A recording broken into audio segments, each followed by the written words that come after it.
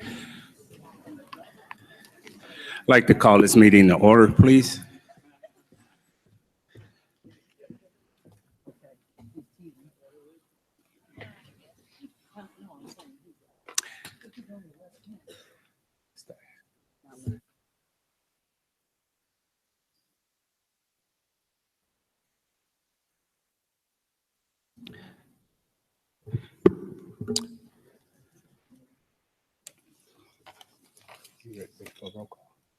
Roll call.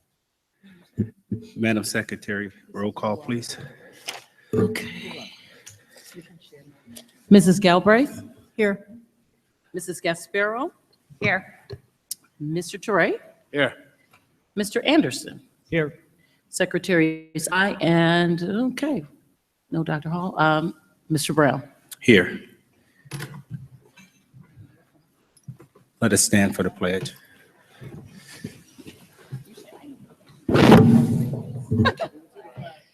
United States of America and to the republic for which it stands, one nation, under God, indivisible, with liberty and justice for all.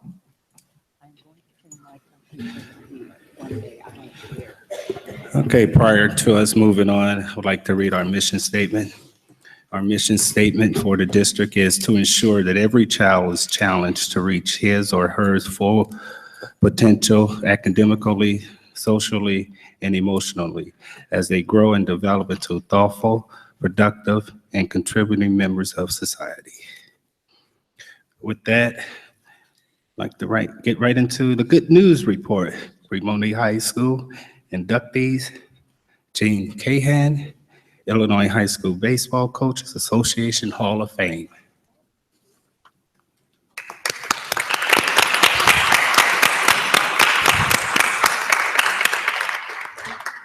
Was Mr. Cahan able to make it? Is he here? So we want to shake his hand and such. Did you see him?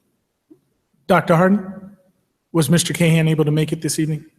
No, sir. Okay. Oh. All right.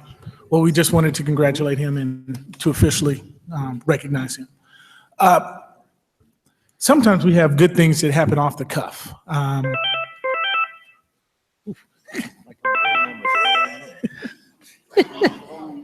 As the President of the United States. Dr. Hall? Yes. All right. 6:35. Awesome. Sometimes we have some really good things that happen off the cuff. I had a parent mention to me how wonderful our show choir performed at our African American history performance, and we asked Mr. Moore, I did see him, there he is.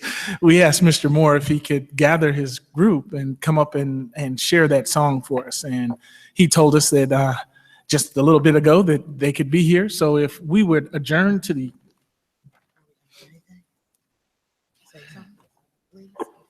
Okay. We are going to adjourn to the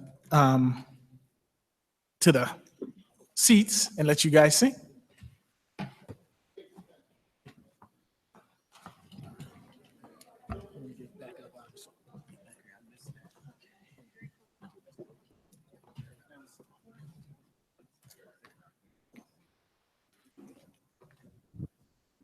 Is this on? I'll just introduce this for you. We performed 3 songs at the Black History Fair that we did this past week. And you might be wondering why the people are getting so close to the audience. We normally have a lot of risers that fit up here, but there's this school board set up. So we decided to do something a little bit different and get them closer to the people. So we're going to perform this out in amongst you, if that's okay with you. Is that okay? You'll be surrounded by music.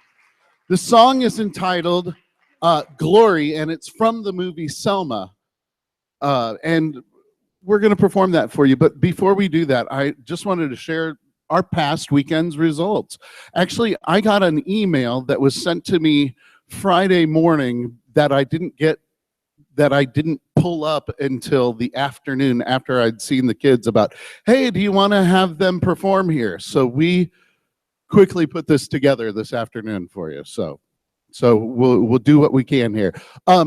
By the way, the groups you are seeing before you, we've got, I wasn't able to get everybody, but I have most of Cavs and some of Faces here. Cavs took third in their division at the last competition that we were at. Thank you. And the ladies of Faces took grand champion at that competition. We also had best solo performance by Jessica Hale. And then the overall solo winner was Stephen Klenk. So good things happening in CM201U. I'm going to stop talking because you didn't want to hear me, really.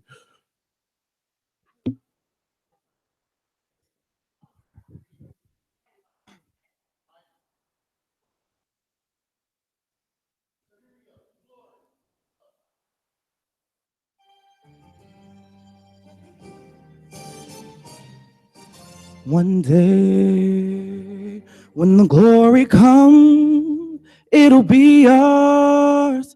It'll be ours. One day, when the war is won, we will be sure. We will be sure. Oh, glory.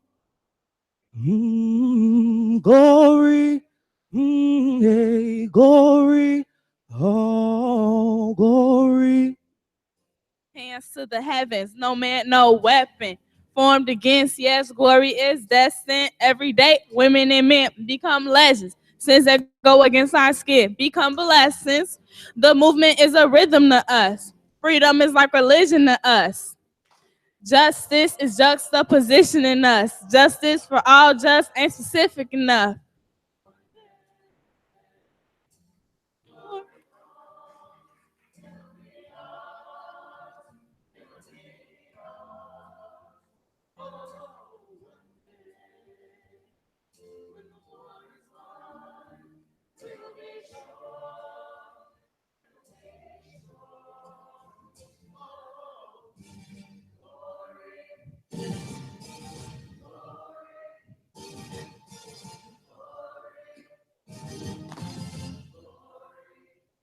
The war is not over, victory isn't won, and we'll fight on to the finish.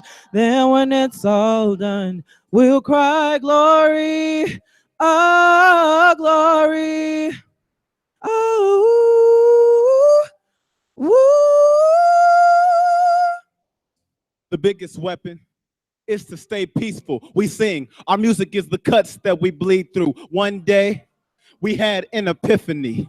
Now we right the wrongs in history. No one can win the war individually. It takes the wisdom of the elders and the young people's energy. Welcome to the story we call his story. The coming of the Lord. My eyes have seen the glory.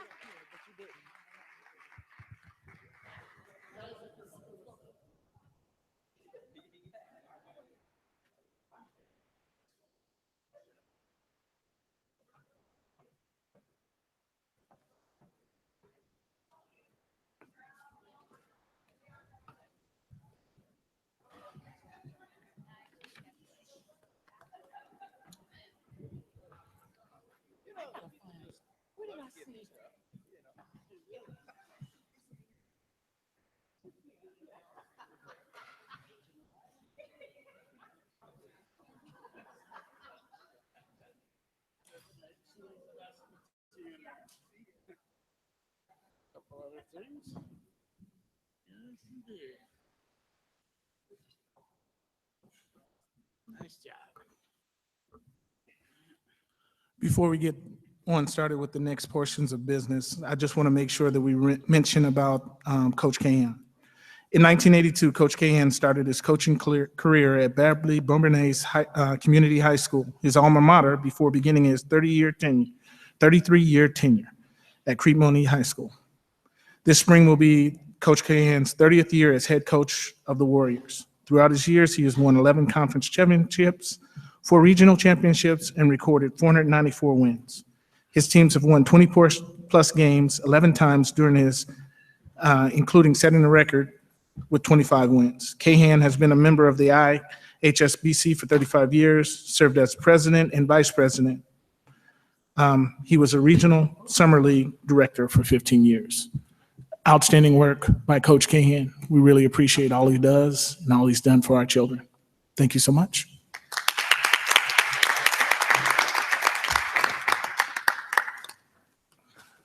Any further comments? Okay. Well, no, for you guys. Okay. Yeah, and I too echo those remarks, Superintendent. Reading the bio of Coach Cahan.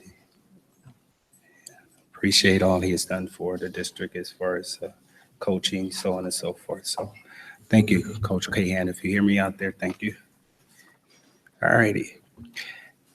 That magnificent singing group of young kids, diverse group of kids. Any comments? I'll start. I would like to say thank you to each and every parent that supports their children through that. I know how much work goes into it, how much time you spend it. Those kids are marvelous. All of our kids are marvelous, but I know that you're there at 4 o'clock in the morning, you're there at midnight.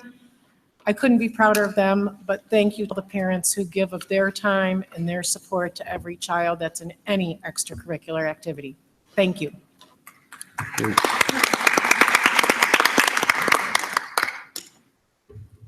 Yeah, the show choir is one of our pride and joys of this district, and it's one of a number of really spectacular extracurriculars we have here, championship level, and it's always a joy to see them perform, and it was just a really moving performance tonight, so appreciate it. Quite a treat.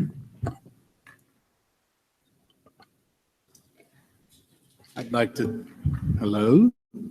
Am I there? I'm working, okay. I'd also like to thank every one of you and your mom, all the moms and dads that worked so hard on this. My sons were in football, wrestling, track, and none of them could carry a note. They were just like their father. So, but I'm sure that you guys work as hard as I did and my wife did back in those days. Spent a lot of time and devotion to it, and I thank you from the bottom of my heart for everything you do for your children. They're a marvelous group that just gets better and better every year. Thank you again. 2 weeks ago, I was lucky enough to help out at the spectacular, the show choir presentation here, where a lot of the what do we have, like 10 schools, I think, came here for the competition. And I was just blown away with our students, how they were here to host and hostess and actually lead and help the other teams, show them around, be with them all day, as well as be here early to rehearse and perform. And they, not only are they talented, but they're dedicated and they are our future leaders. And I just wanted to thank you and wish you good luck with everything. Okay, and finally, I just wanted to say that I certainly heard a great deal about the Black History program a few weeks ago, or at least maybe a week ago. Unfortunately, I wasn't able to attend that because of my previous commitments, but I want to just say that I believe strongly that Black history is American history, and I firmly believe that we need to continue to do what we can to commemorate the important time in our history. Whatever history it is, we're all Americans, and I think it was very important to celebrate that time in our history, in our schools, and amongst our children. So I've seen a lot of them through the course of the week and have already congratulated them and these young people who sang. They were the talk of the school. So I just want to say again, they are our pride and our joy. So thank you, thank you, thank you for taking time. Our history is our foundation. And so at the end of the day, we can't move forward unless we know exactly where it is that we come from. So thank you. Okay, I don't know if Dr. Hall, I don't know if she wanted. Dr. Hall? Yeah. Did you have any comments, ma'am? Are we commenting on the show choir? Yes, we are.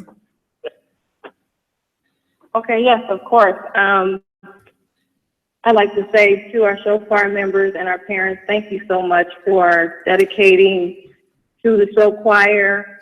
Every time I hear them sing, every time I see them perform, my spirit is uplifted, and I'm glad that they were able to come this evening. Though I'm not there to see it, I was able to see it at the Black History program, and I was moved in, and even through the telephone, I was moved by your joy and the passion that you all sing with. So thank you all. Thank you, parents. Okay, thank you, board members. And again, I do as well echo all of the comments that was shared by each and every board member, as well as I was just listening to some of the lyrics, and I'm terrible when it comes to lyrics as far as songs are concerned. But they mentioned one day when the war is won, it will be ours. And every day, women and men will become legends. So these kids just show me just how diverse they were and how they came together to make a strong sound and strong lyrics with the song they sang. And I think that's how life will go with them, to be in unison, to be on one accord. And at the end of the day, a good sound will come out. So thank you, show choir, and all the parents and the teachers and the coaches and volunteers whoever had any input in bringing this to fruition. So thank you so much. With that, we're going to get right into public comments. Do we have any public comments? Okay, not complaining. All right, do we have any board updates?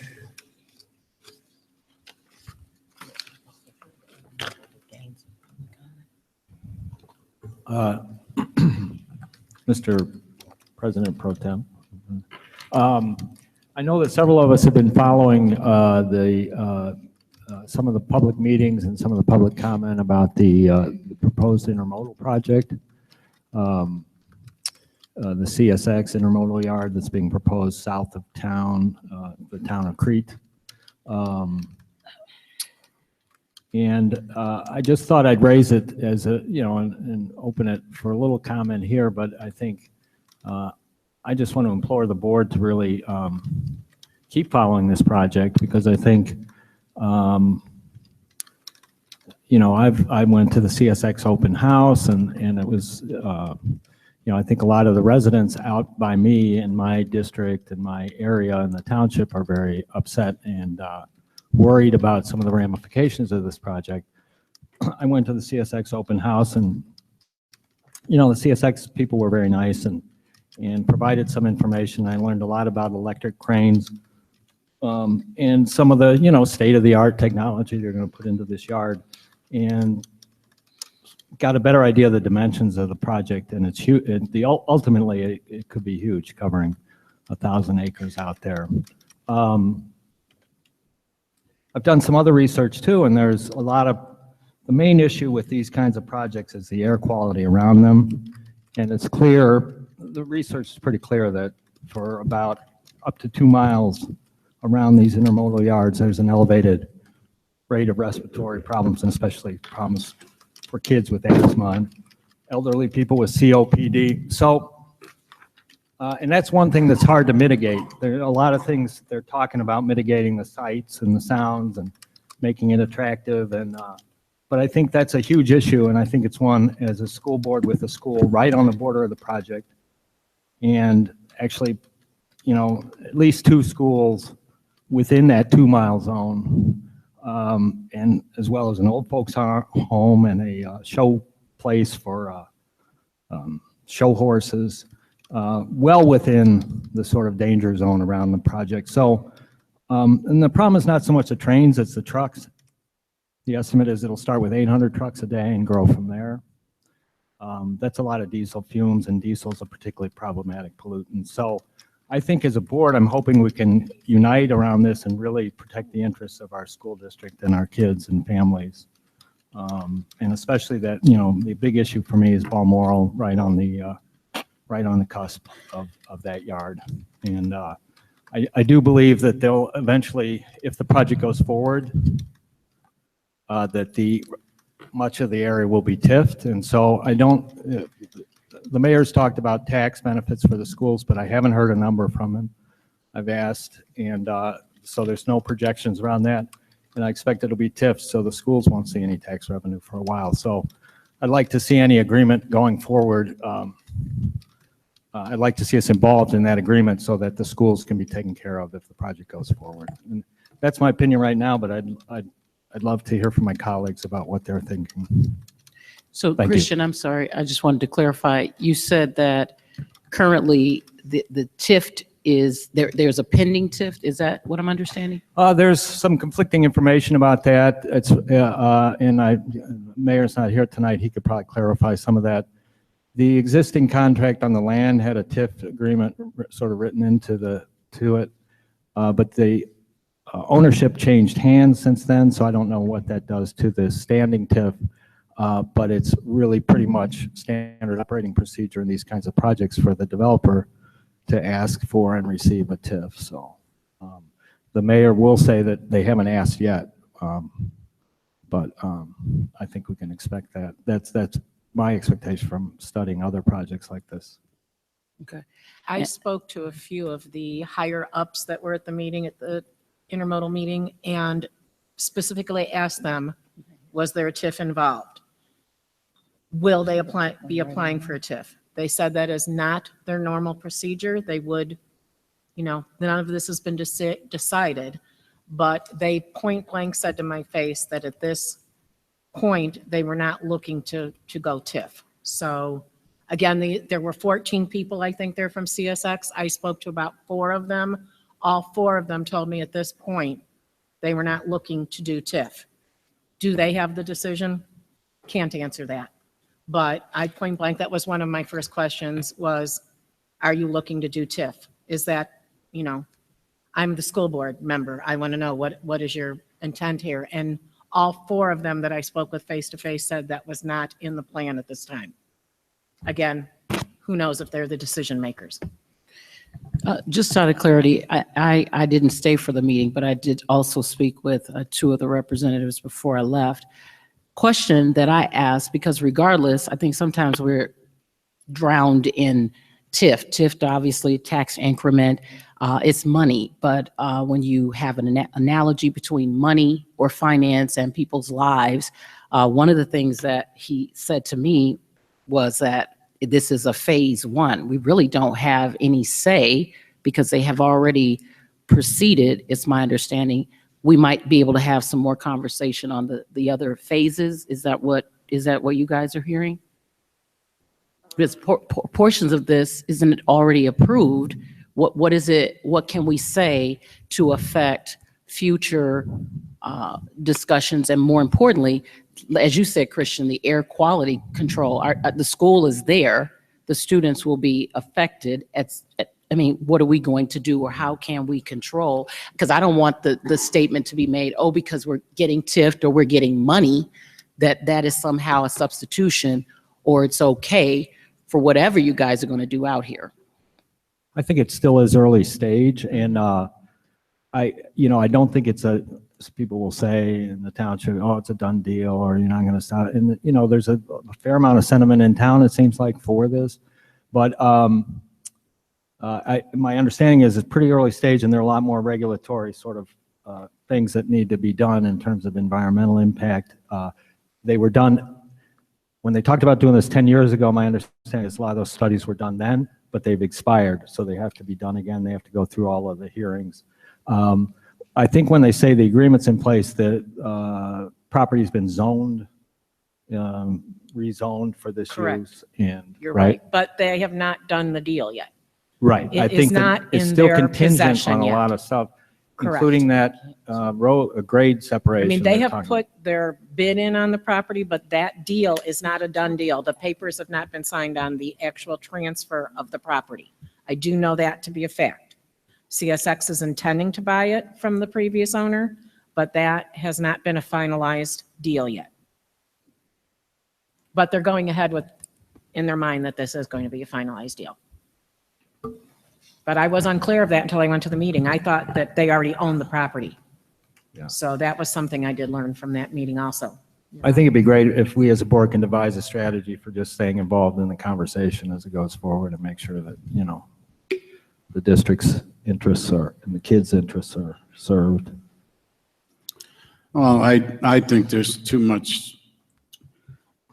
many huge wide gaps in information. I couldn't make an educated guess on this, let alone a decision on any of it. And it's not for me. I'm not going to change anything by sitting here on the school board. This is a deal between the township and the county, and the infrastructure and all that. From what I'm gathering, all them funds have to be raised. The environmental studies, like you said, are like 10 years old. We got a new sheriff in town in Washington. The EPA is going to change. I don't know. You know, there's a lot of talk on a lot of these regulations either being lifted or being modified, or for every regulation they put in, 2 are going to be taken out. Talk like that up there. So it's way too early for me to form an opinion, but and I know there's pro-intermodal people. I like the idea of the money. If we get the money untiffed, I'd love to see some money. I've been talking about it for 20-something years, coming to these school board meetings, that we need something besides residential property and farmland to support everything that feeds off of the tax dollar, off these property taxes, which is us and all the other services. Finally getting some stuff done here, but you know, TIF is a bad word. Everything gets TIFed. Everything's gets TIFed, and the school district doesn't win in the TIF situation. So I don't know yet, and I can't form an opinion on it. I'm not sure about the horse racing thing. You know, the information I've gathered so far, they're going to run for 5 months out of the year, 4 to 5 months. And people are thinking they're going to build more hotels out there and put restaurants in, and I don't know. I'm still trying to get some information on that from the honchos of the racetrack, because I wouldn't put a hotel or a motel in on something that runs 4 or 5 months a year and expect to make a profit on it. You know, so a lot of information out there that's just going in 50,000 different directions. It's too early. So those are my feelings and opinions on it. Thank you. Okay. Any further discussion? And I do ask, we are a stakeholder in some capacity with any TIF that's going on within our school district. So I do ask our superintendent to engage himself in some capacity to ensure that we have a say-so if it warrants a say-so from the district. Yes, sir. We will stay involved as much with the TIFs as possible. And the second part of it is, you know, when you talk about intermodal, there are many other school districts that have intermodals within them. And we're going to reach out to a couple of those, including maybe visiting up in the Joliet area. There is an intermodal that actually has a school that is right across the street from us, that we want to make sure we talk to the superintendent and see how they're doing there. Because it's important that we not only understand that there are effects, that we actually have a neighbor that we can talk to about what has happened. So we're going to do that. We will stay above that, on that, and continue to get information to the school board about it. Mr. Brown, just so you know, I was very vocal at that meeting. I went and you couldn't get information just handed to you. There was no such thing. So I was out seeking it constantly from CSX. And one of the things that I said to them was they needed to include the school district. I also put that both face-to-face and in writing to our mayor, saying this is a huge part of what's going to go on. So I suggested that there be a core group that gets some sort of information, be it school board, business owners, government. I mean, there needs to be a core group that continues to work on this and continues to get the information or seek the information so that we can let our community know what's going on, whether we all like it or not. And they were very open to that thought, just because there is so much misinformation and so much speculation.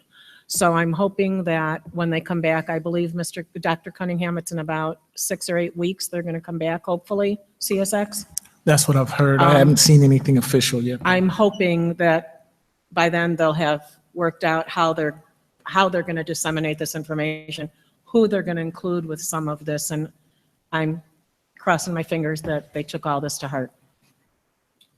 Thank you. Thank you so much. And Just out of curiosity, I'm sorry I didn't have it on yet, but just out of curiosity, you said you spoke with the mayors specifically, or through letters, correspondence or something. So I'm just curious, residents, as a school district, obviously that school is, you know how we're divided in sub-districts. I'm just curious, I haven't seen, at least from my residents, is there any indication that they've submitted information to the public at large, and I mean our municipality, talking about this? Because I mean, I've seen it on, you know, different channels, but I'm saying as a whole. Are you talking about CSX disseminating CSX information? and to the communities as a whole, because. No, and that was one of my huge complaints. The minute I walked into that media center, there was no takeaway.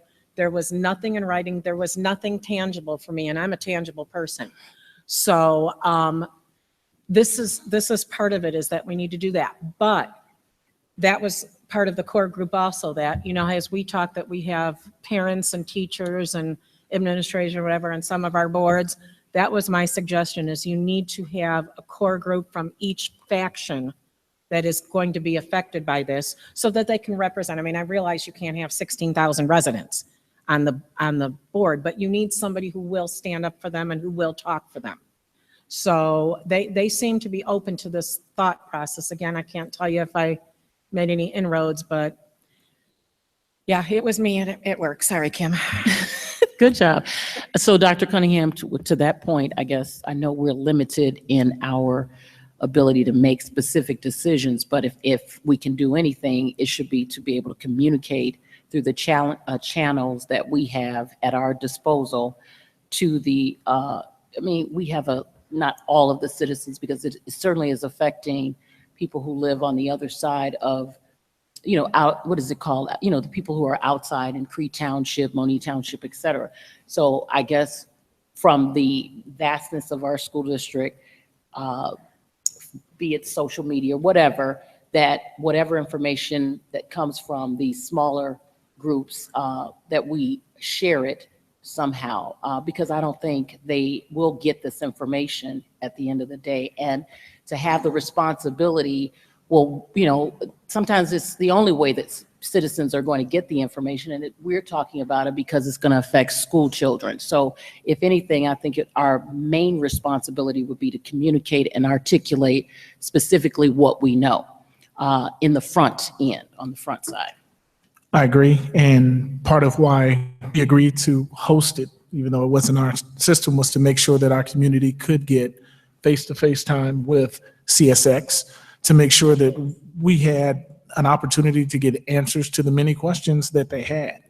I mean, we didn't know everything, but we could make our facility available so that our citizenry could get out here and hear it. And anything that we find out, we're happy to share. okay, thank you. It's a lot of low-hanging fruits out there, for lack of a better phrase, when it comes to TIFs. And I believe, and Dr. Williams, you can correct me if I'm wrong, I believe Monee, the village of Monee, is embarking upon a TIF, being very creative on their new TIF that they're looking to create. And do they not have a public meeting? Is it tomorrow? Yes, the public hearing is scheduled for tomorrow at Okay. 6:30. Is it 6:30, Mayor? 6:30 6:30 tomorrow? at the Village Hall, yes. Okay.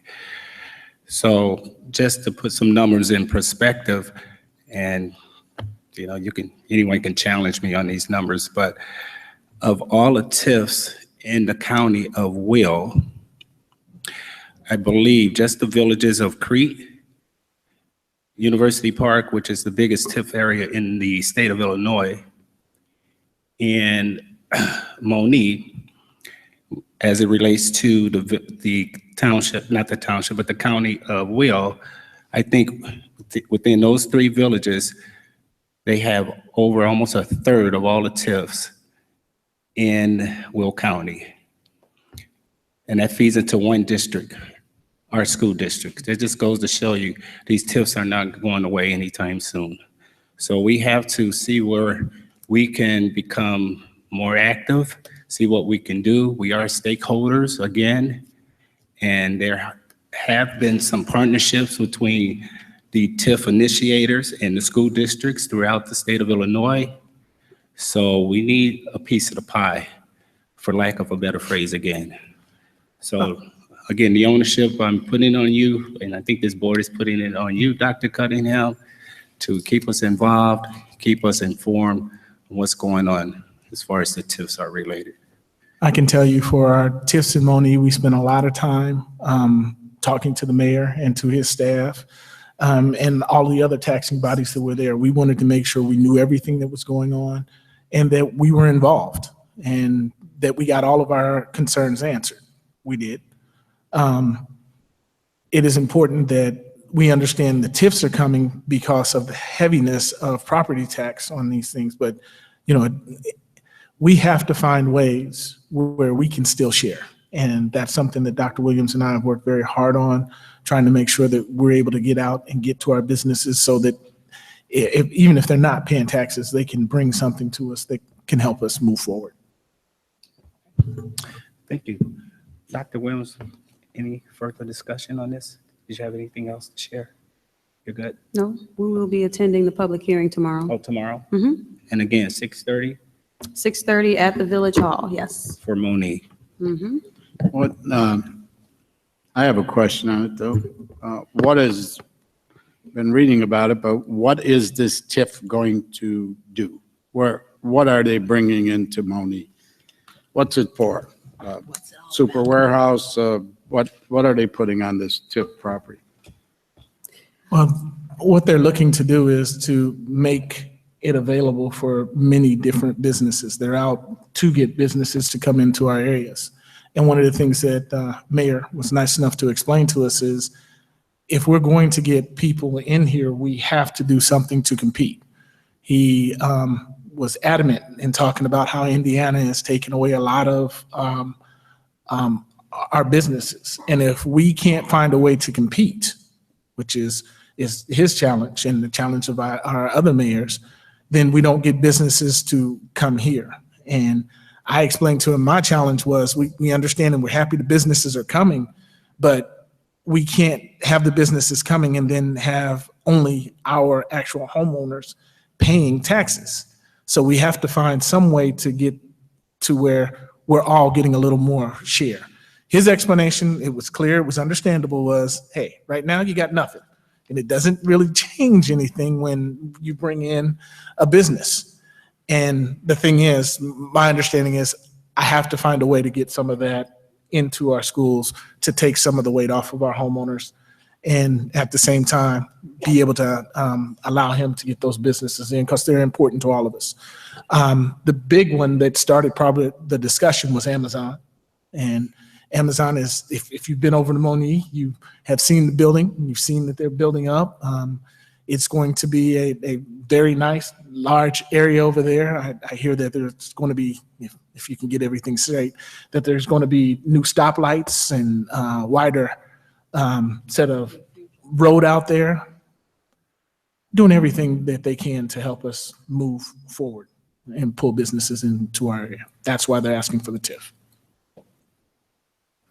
I'd be interested if you could find some data on what is the longevity after the TIF expires? how many of these companies, TIF, come to an area, TIF expires and say bye-bye and move to the next area where they can get another TIF rather than turn around and pay the taxes. This TIF thing's been going on for a long time, and, you know, it all boils down to the ineffective legislature we have in Springfield. These property taxes are outrageous. They've done nothing about it for as long as I've been alive and been involved with it. And, you know, it doesn't seem like it's going to change. You reelect the same people and expect a different result, and that ain't going to happen. So, you know, these TIFs have always been a double-edged sword. I fully understand you needed to lure people in to keep them from going to Indiana, but we never addressed the big problem. The big problem is getting Illinois to change this property tax reliance for funding schools, for funding everything, you know, and that's never addressed, and it's always the can that gets kicked down the road. So, you know, in my opinion, there's no big winners and big losers in this thing, and that's just my personal feeling, because the schools are not going to get what they need out of it, and then the towns will, you know, it's not going to be shared at an equal rate by any stretch. But I understand the towns have to put in all the infrastructure. I understand all the arguments, but TIFs just basically, to use a teenage expression, they just suck, and for everybody. I'm sorry to say that, but that's just the way it is. And, you know, it's not the right solution. The right solution is to change the laws down there, and we can't get that done. So I vented and I feel better. Have a nice day. Dr. Cunningham, just one quick thought. I think, again, I'm just going to reiterate that probably the most that we can do is obviously keep the individuals that are stakeholders that we have access to give them information. So I think I just heard Dr. Williams say that it's tomorrow at 6:30. Do you have, where is it? It's at the Monee Village Hall. So again, just simply communicating that. And I guess for me, what it is we take 67% roughly of the majority of the taxpayers' dollar. And typically you hear fingers pointed particularly at the school board as being that one who has taken, the property taxpayers' funds. And so I think the most that we can do, people, there are a lot of people that don't even understand what a TIF is. So it's not that it's bad one way or the other, but you need to be informed and educated about what exactly it is. So the least we could do, I think, is or the greatest actually in my feeling, is to communicate that, if that can be added to our website and or whatever means that we have for tomorrow. Well, I don't know how soon. Is that something you can do fairly quickly, Mrs. Nash? Just to communicate the meeting notification that's taking place for tomorrow in Monee? We could put it on the website and make sure the information is out. We'll get that. I'll get with Ms. Nash. Timely. Yeah. Okay. Time. Where it's effectual.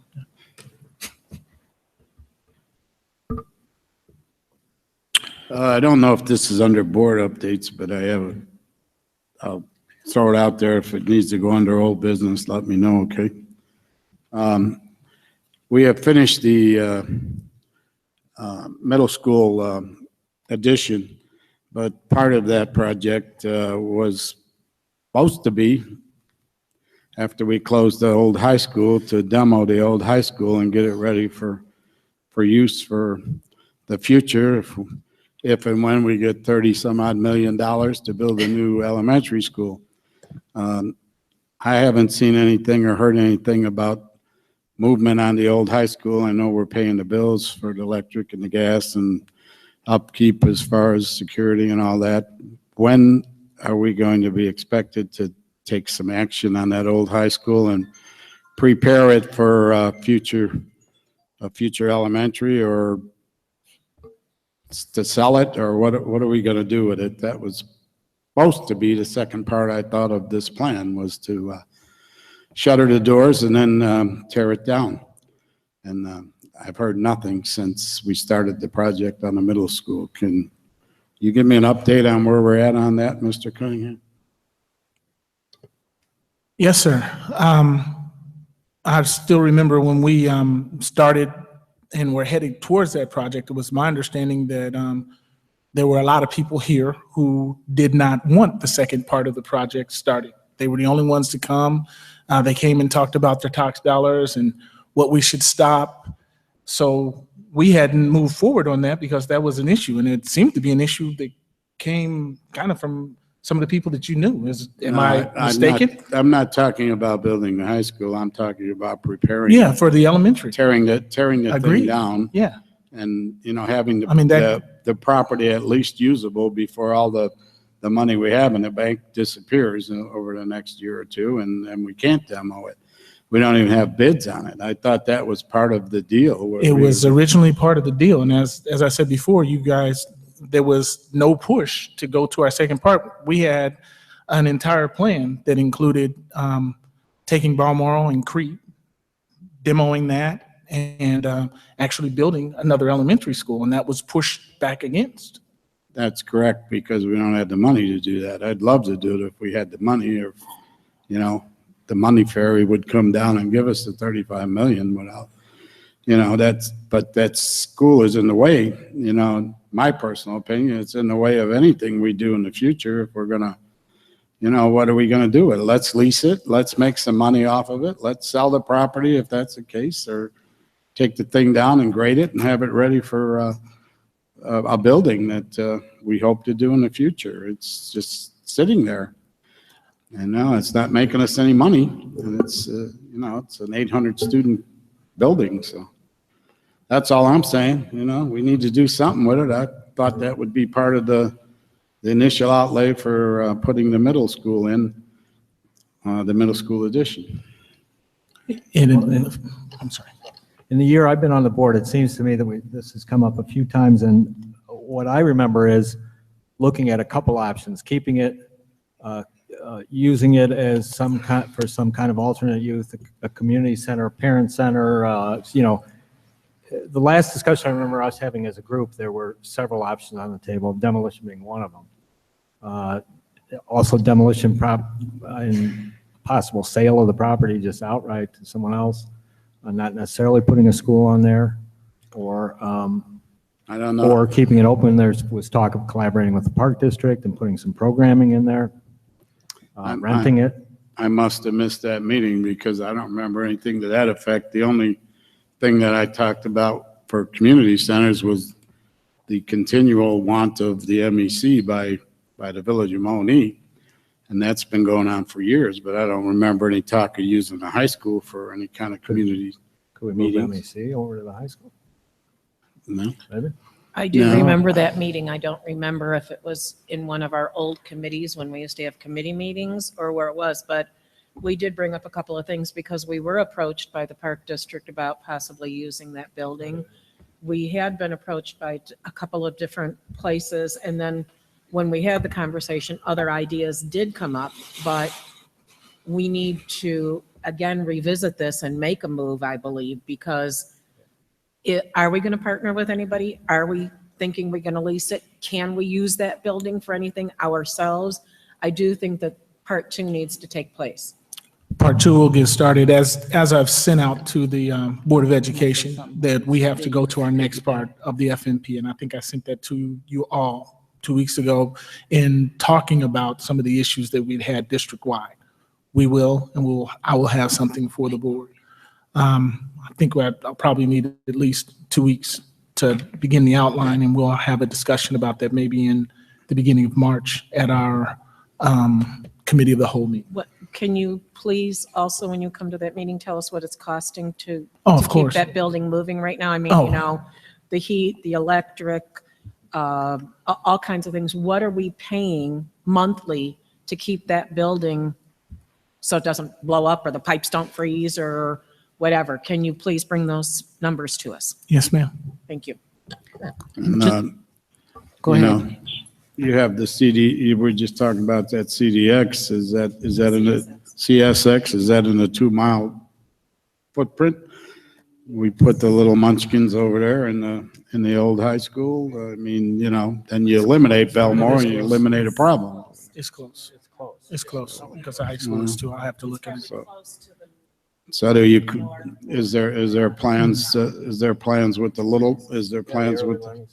little ones with the early learning center, the old Hubbard Trail? There's so many questions. Maybe Janine could move, The possibility of the intermodal in Balmoral should definitely be part of our thinking here too. I'm on the other side of 394. I'm probably the 2 mile thing. You can, you gotta move in with me, take care of the dog. Thank you.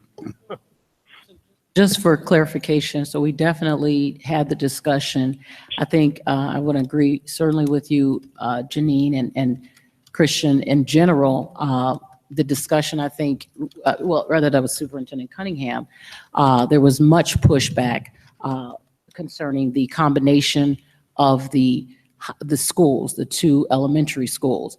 And it seems to me that we actually, once we got all the feedback, I think we did kind of, okay, if people don't want it, I think we pushed, scaled back what we initially planned to do. And of course, I feel like still we had discussion about various options that could have potentially, that we could use potentially for the building, because it certainly was never an intention to just have it stand. And I certainly don't recall outright demolition immediately, because if my memory serves me, you guys talked about either, is it technology? Is it that we had some discussion about technology? Yes. It seems, my memory serves me, that we could not immediately demolish the facility for various reasons. So, and perhaps even now, I think we need to rush to judgment on it anyway, because there are a multitude of uses that we can actually seemingly, if there's a need to put students in it. I mean, we own the property already. And as far as, like you said, Janine, if we're paying for it to maintain it, but it still takes me back to why we initially left the place when it was our original high school, for all the rumors and suggestions that the building was obviously not useful. So this cyclical process of saying, oh, now we can bring kids back, when we took kids out and said it wasn't a building of safety, is slightly suspect to me. But if it is something or a place, and I still don't think, I mean, I was obviously for the combination of elementary schools, because at the end of the day, people would have had a brand new school for our kids, and we wouldn't even be talking, in my opinion, about CSX. Am I saying that right? Mm-hmm. But it's neither here nor there. I think we have an opportunity rather to rethink and relook at any options, including the Park District or whatever, but I don't think we were concrete. Matter of fact, I'm going to go further to say we did not say anything about immediately demolishing that facility. That's not anything I recall. Yeah, that's true. The demolishing component was part of the master plan, which, there was a lot of resistance on a portion of that master plan. So we took a step back. And actually, I took a walk down of the old 6th grade center in high school. I believe it was just last Friday. I spent about 4 hours in there walking it down, looking at the opportunities. I'm a visionary when it comes to buildings and things of that nature. So there's a lot of opportunities, and we got to remember that there is a life safety component in excess of over $3 million. So we got to be very careful with what we're going to do, but it does constitute more dialogue on this, and in my opinion, sooner than later. So we have to move on this. So, we bring it up maybe as our committee as a whole, as a topic for discussion, and we come up with a plan. Yes, sir. And maybe bring that plan to our next regular board meeting to take some type of action in some way, shape, or form, or, not to bring people in there tomorrow, but to have a plan, a plan on what we're looking to do. Form committees, whatever, steering committees, involve the public, involve our political figures out there to make something happen. Agreed that we'd start the conversation at our next committee of the whole. I don't know that the regular board meeting would have a finished product. Not I a think you're finished gonna- product, I but we think can you're have a probably gonna send draft this to out. take action on a draft. We can do something like that. We'll talk further at the committee as a whole. Okay. Okay, so bring something to the table in our next committee as a whole Yes, sir. regarding the use of the sixth grade center. Okay, any further questions on that? Any further board updates? You know, I do have, and please, I apologize if this is out of order, but as far as a board update, I'm the youth committee person for Monee Township. I'm a trustee of Monee Township. And we had put a stop on for various reasons, fundings and support by Governor State over the last year and a half. But that is coming back. The youth program is coming back as of this coming Sunday. So for more information, call the administrative assistant for Monee Township, 708-534-6020. Again, 708-534-6020. And any person in the district can participate in the youth activity at Governor State. We usually have the activities on Sunday from 5 o'clock to 9 o'clock in the afternoon.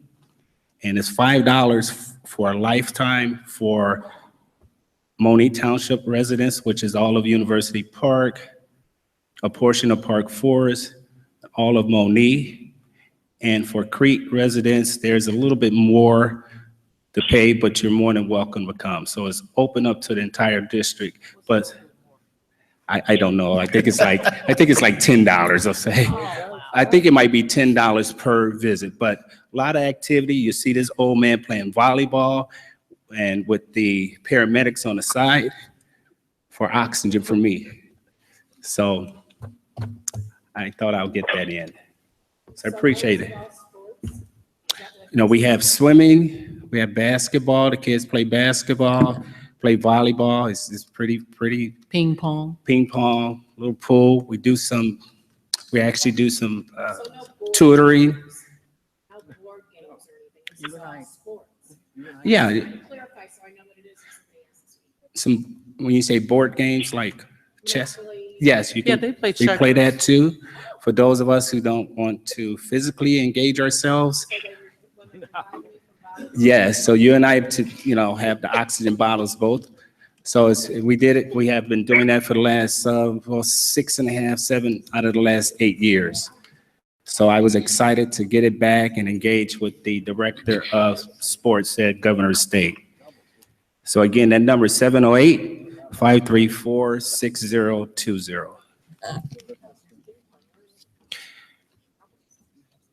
Yeah, I'll get a flyer sent to Natalie or Dr. Cunningham. We can get it on the website, okay? All right, thank you. All right. Next up, administrative updates. Superintendent. Good evening. I have the opportunity to present at the National School Board Association's conference that is coming up in March. The presentation is the school board role in transforming the organizational climate. And Miss Jean Krzyzewski, she's the superintendent of Goshen County School District #1 in Wyoming. Myself and Dr. Patrick Rice will be going over this presentation. The purpose is to understand the understanding of and how to improve organizational climate through becoming a professional learning organization, the understanding of the difference between a professional learning organization and a professional learning community, and a look at the research, and understanding the board's role in a PLO and the benefits thereof. We'll end up reviewing some of the wonderful things that they've been able to do at Goshen County School District #1 and going over the research for my portion and the norms of a successful PLC team. Professional learning communities are a school improvement process that builds culture through continuous improvement through staff, local staff, professional development at the building level. A professional learning organization is a district-wide PLC. The presentation will be Saturday, March 25th at 3:45 to 5 p.m. We haven't gotten a final placement for that, but I'll make sure that that's out to all of the board members. Looking forward to seeing you there if you can make it. So I assume you expect us to attend that. Yes, that was a nice invitation. I'd like to see all of y'all. If I don't see nobody else, help me. Okay, any further discussion? I'm probably going to just congratulate you. You know, we do attend this conference annually, and it is certainly, I was surprised, but it's certainly an honor. Quite frankly, you go to the conference and you see people all over the country who speak about the challenges and the issues that we face in all our school districts. It's very nice that someone from our community, of course, in our school district, is going to have the opportunity to have an impact. And I'm going to be honest, you know, one of the things that I've seen, most of the speakers certainly are kind of specific to their area. So you and Dr. Rice, well, specifically you, I know, will be able to bring a different perspective on the presentation. And so, and I'm hoping that that is the case, because a lot of times in those general sessions, it's just, you know, bland information. So congratulations, of course, on being selected. I think Janine and I talked last year where we wanted to see, there was a choir, remember, at the final general session, and you're just out there sitting and hoping, why not our school district or our community? So this year, fast forward, you're going to be one of the speakers. So congratulations on that. Thank you. Who's that? Oh, that's right. So congratulations. Thank you, ma'am. Yeah, congratulations as well. Yes, ma'am.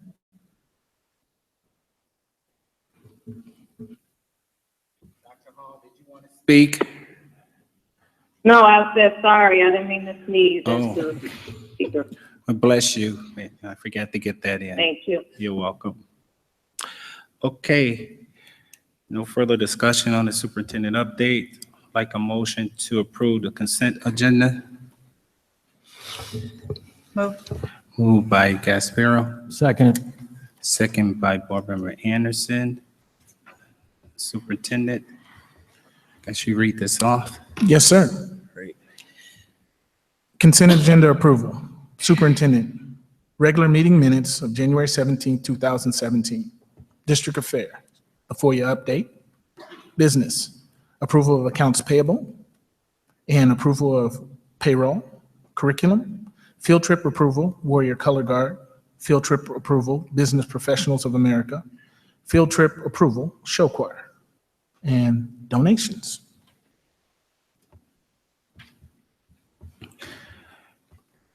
Okay, we have a motion on the floor. Do we have any further discussions? Are you gonna read the FOIAs and stuff, or? At Human Resources, at the Human Resources section. Okay. Never mind.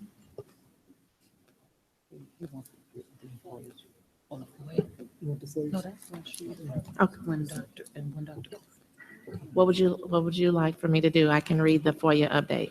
Why don't you do the FOIA update real quickly, ma'am? Okay. December 001, copies of invoices from Steve Johnson, Stephen E. Johnson, Steve Johnson Enterprises, Signs by Design and Broader, SJLI2 Designs Incorporated, Linda Johnson, or any business or organization located at 1291 First Street, Crete, Illinois, 60417, herein known as Steve Johnson et al. For the years 2013 to date. Payments and or compensation for all documents signed by all and or documents related to economic interests. The name of the requester is Dean Gaffney. January 19, 2017, the FOIA was partially fulfilled. We submitted copies of invoices, check stubs, and any forms of payment And on February 14, 2017, we forwarded the copy of a contract. There were no documents responsive to economic interest statements or Booster Club information as requested. Documents referencing 10 years of documentation was considered to be unduly burdensome, and the option to be more specific was given. Time to collect this information was 18.45 hours. January 001, all written or email correspondence between Superintendent Cunningham and Maurice Brown regarding the water well issues at Balmoral from 11/1/16 to 1/25/17, and copy of all test results obtained from the Will County Health Department from 7/1/14 to present. Requester Tammy Burnham. It was fulfilled in its entirety, February 9, 2017, 2 hours to complete. And a current FOIA that was just received. Detailed breakdown of all fundraising activities during this year submitted by Mr. Burchett, whether or not new wrestling uniforms must be purchased from him or his company directly. If the uniform purchase is approved by the board and the district, is the purchase through a licensed vendor awarded through a competitive bid by Michael Foy. And once again, this was just received. So we're still in the process of collecting data. Thank you. Okay, I do have a question. I see. It's good to have my name up there once in a while. I get a little thought I forget. But it says FOIA fulfilled, that second one in its entirety. Is there something out there that I don't recall anything like that. So when you say fulfill, I thought that means you had given all the documentation that was requested, which was just all the copies of the Will County Health Department report regarding the Balmoral well issue. They wanted that information, which we do have. So, but it has me specifically. I'm sorry? It has me and Dr. Cunningham, the corresponding between us two specifically. It was the only thing that was received was the documentation from the Will County Health Department, and I can clarify that information. The only email information was the emails that went out when this information became, this recent information became public, and all board members were included on that email. Yeah, so do you send the email where everyone That is name on it? correct. But that's not what was requested. But it Right, said so- all emails where I'm emailing you, so With your name with your name on listed. it. So anytime I email you, Okay, it's so all. it's okay, as long as my name is on there. Yes. Yes. And Okay. it was related to this particular issue, not just any email that you send. It had to be related to this particular issue during this time frame. Well, I don't mind, but I'm just saying, why just me when there was nothing out there, and when you said it was fulfilled in its entirety, I'm like, okay, so I don't correspond unless it's to everyone.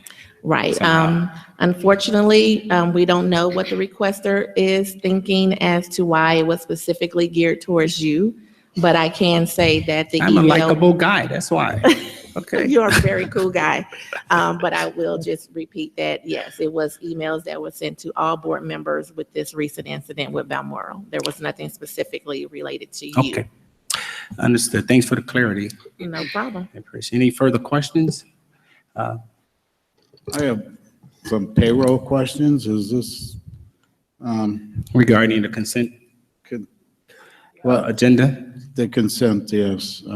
I believe, I'm not seeing anything on the Acme retro pay, when and how that's gonna happen. That's- Is that on That's here? later on as an action item.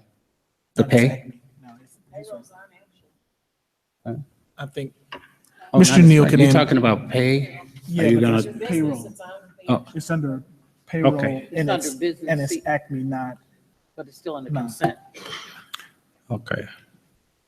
Is there an update on when that's gonna happen and how it's gonna happen? I was informed today that the pay increases will be on the upcoming payroll for Acme employees from their contractual pay increases. As far as the retroactive pay, there's still a few employees. We had a number of employees who had unique situations that had to be dealt with differently. whether they changed positions over the past 2.5 years, or they've worked a lot of overtime, or they've taken a leave of absence, those kind of things all impact that retroactive pay. And so we are anticipating a tentative date to deliver the retroactive pay of March 4th. But that, like I said, that is tentative because we're still not complete gathering all of the information that's needed for some of those employees that had some unique circumstances. Okay, have we got that information out to the employees? Because do I remember correctly that we were hoping for that to be done in January? We were initially hoping for it to be done in January. Unfortunately, CMEA was also settled at the same time, and because of a couple of issues with that one took an extended amount of time to complete. We only have one payroll person who can do this, and so as a result, they're completing this while payrolls continue, while everything else continues, and they're putting in as much overtime as they can to get this done. The CMEA took approximately 8 weeks to complete, and then we were at the end of the year, and now you have W-2s that have to be done. So before payroll could start on ACME, they had to complete all of that. Now ACME has been underway for ever since the W-2s were completed, and as soon as it's completed, they're going to get their retro pay in a separate payroll. Okay, so have we informed the employees this? Because my understanding is they're wondering what's going on. I just sent an update email out actually a few minutes ago at the request of ACME leadership. ACME leadership has been getting regular updates. They were requesting the regular updates, and so they were provided that information, and they were keeping their employees informed, or at least that's what we understood they were doing. But I did, at their request, send out an email just a little while ago that should update them on where it is right now. Okay, and you've given them the March 4th date? Yes, as a tentative date, that is our target date at this time, and if it has to move, I'm sorry, March 3rd. March 3rd is a Friday. I apologize. I got March 4th on the brain. Check you. But if we have to move it again, I did inform them. I would let them know if it had to be moved and why. But at this time, we are targeting March 3rd. Thank you. I just have one more question with your answer there. You mentioned that the holdup was some people that had moved jobs and done some things, and I'll make an assumption here. We're talking a handful of people. My question is, why has the bulk not been paid, and unique circumstances might take a little longer time, and that been explained to those particular employees, or must it all be done at one time by some contractual agreement? Why are we holding it up because of some people that changed some things, and all the other people, I'm going to make another assumption, are okay? Why didn't we just pay them? What's the deal? Well, a few people did change positions. That was one of the issues. I was pointing out several things that caused people to be different. It's not just a simple matter of going back and taking their salary and multiplying it by a percentage. We also have to go back and calculate all the overtime they've worked and what rate of pay they got that overtime for, and pay them retro on that overtime. We also have to go back and look at anybody who took a leave of absence. There's all these different pieces, and almost everybody was caught up in something. But the reason we don't want to send out a partial retro pay is honestly, then what you have is you have people upset. There's part of that is you have people upset, well, why'd you pay them first and not pay me first? The union had requested we send it all out at once, one pay for all 2.5 years of retro that they're to get under their contract, and that they receive, that everybody receive it at the same time. But that would have been our practice anyway. If there's a 1 or 2 people holding up, we're not going to let that happen. We're going to hold them out. We're going to pay everybody.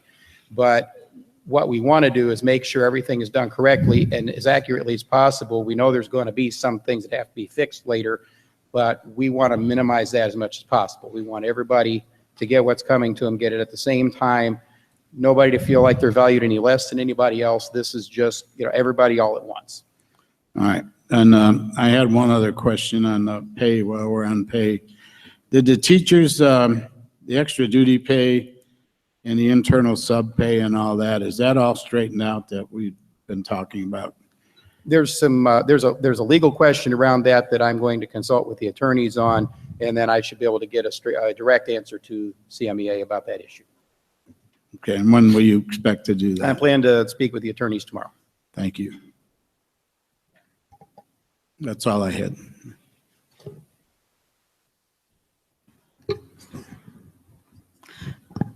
As usual, I had questions on the bills, and I don't know if my fellow board members saw the response to my questions, which of course were answered, and I thank you for that.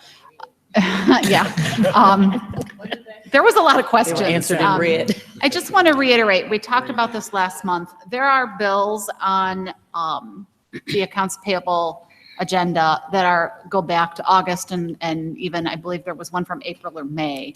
So we talked about this last month. I definitely think, to my fellow board members, we need to talk in the committee of the whole about tightening up our procedures and making sure that everybody understands that we have to have bills on a timely basis, because we can't be paying bills from August and September in February the following year. So, but I did get my questions answered, and I appreciate it. Thank you. Just want to make sure that we're clear. What the board requested was to make sure that we did start tightening up right then, and we did. My staff talked to, Dr. Williams talked to each one of our departments and made sure that they understood the process and what was expected. We shook the trees, and that's why some of those other things came out, because we want to make sure that people are being paid in a timely manner. Now, we also found that a couple of things came late because some of the people hadn't submitted the bills on time. But we're going to make sure that when they're submitted, that they're taken care of. That's why I didn't question every single thing, but I said, that's it. Next month, my highlighter comes out more than it already is. But hopefully there won't be any highlighting next month. Okay, I didn't get to see that, so it must have been later this afternoon. So I do have a question on expenses that are turned in. Some of that stuff is way past the 60 days. How are we going to enforce that? Because we're paying them now. I'm sorry, some of board those on there member. were past the 60 day. You have 60 days from the day that you incur that expense to turn it in. And some of those expenses were, in what I was seeing were past that. And we paid those expenses. How are we going to make sure that every employee that turns an expense report lives by that and knows that are we sending emails? What are we doing to make sure that anybody who turns in one of these expenses knows the rules and follows the rules? And are we going to continue to follow the rule? I said, I'm sorry, but you have 60 days to turn in your expenses. Seriously, turn them in. So is there an administrative procedure or board policy that dictates and drive us towards when we ought to turn in our expenses for reimbursement? It's on the form. Yes. It's on the form. Yes, it's So on the that's why I'm form, and wondering it's- how we're going to do this. So what because is the ramification? We need So to tighten this up. So what is the ramification? So if someone decided, for whatever reason, 62 days, that means they do not get paid or they slapped on the hand. So what are the ramifications or consequences if As they it's- do not meet that 60-day window? As it stands right now, when someone does not meet the business office procedure, we make sure that they're educated about what the procedure is, and we try to remediate that behavior. One of the things that I'm working on right now is reviewing and revising the entire business office manual, and once that's done, there'll be a training that is done with the principals as well as the secretaries over the summer to review all of those policies. And then it's just a matter of making sure that the administrative assistants are reviewing those documents before they're submitting them to central office to ensure that everything is submitted in a timely fashion. Okay. So If they turn it in 93 days from the day they incur the expense, are we paying? As it stands today, yes, or as it stands yesterday, I should say, yes. I am asking my assistant to point out anything that is in excess of 60 days from this day forward. And then we're reviewing the entire manual, because it's not just, some of the things that need to be revised relate to the purchasing process as a whole, not just the expense reimbursement. So I'm reviewing the entire manual to ensure that all of the policies are clear, all of the forms are clear, how to complete the form is clear and easy to understand and complete. I have a question. I'm sorry? Maybe it could be included in new employee training in the next, as we go forward. I mean, if we're training them on all kinds of things, why aren't we training them on how to do a purchase order and an expense account? We actually expense report and do all that? we actually do have a business office training as part of the new employee training, as well as part of the annual secretarial training. The building secretaries have training at the beginning of every school year, and a part of that is a review of business office procedures. New employees have training at the beginning of the year, and business office procedures are also reviewed at that time, or introduced rather, at that time. So if a teacher has an expense report, it's processed by the secretary in the school? If a teacher has an expense report, it's sent to central office, and then it should be reviewed by my assistant, or in Laura's case, in case it's a grant. So there are other administrative assistants involved in the process. So I was just trying to figure out how a secretary would go back to the teacher and say, no, sorry, this Right. doesn't fly. It would be a central office administrative assistant that should be pushing that back. Mm-hmm. Well, to the point of the conversation that we had last month and fast forward to today, is there no way, because we talk about teachers getting professional development, this is a problem, seemingly, and it's affecting us now. We can't necessarily wait until the next school year. So, do you have any kind of plan or suggestion where they can get this information, like on today's time? As it relates to the reimbursements? Yeah, I mean, just a kind of reminder and how significantly important, because I think, quite frankly, we talked about this last month, it's coming to this level from the businesses saying you're not paying your bills. So pretty soon that'll be in the newspaper. At the end of the day, the scar is on us, and it's really an internal thing. It's an administrative oversight or what have you. So I'm just wondering, it's not as simple as a mass email, FYI, heads up, we need to do this, and here is the following procedure. And I think Mr. Brown suggested earlier, what are the ramifications? Because in any other company, when the accounts payable is off, that's a problem. And quite frankly, companies can say, I'm not going to do business with you. That's going to ultimately affect students or whatever. I mean, I don't know specifically other than the ones I looked at. And I'm just wondering, do we have a plan to interject how significantly important this is now? We definitely do. After every board meeting, when we meet with our principals, we bring to their attention any issues that need to be addressed. After the last board meeting, we did reiterate with the principals the purchasing process. So at the next meeting with the principals, we will do the same as it relates to expense reimbursements. I can also send out an email. I would say, Laura, correct me if I'm wrong, but maybe 10% of teachers would actually be processing an expense reimbursement. So I will send out an email to the masses. I rarely send out emails to the masses, so hopefully they will see it. And I will have my assistants start to monitor that immediately, in addition to the plan to revise the manual.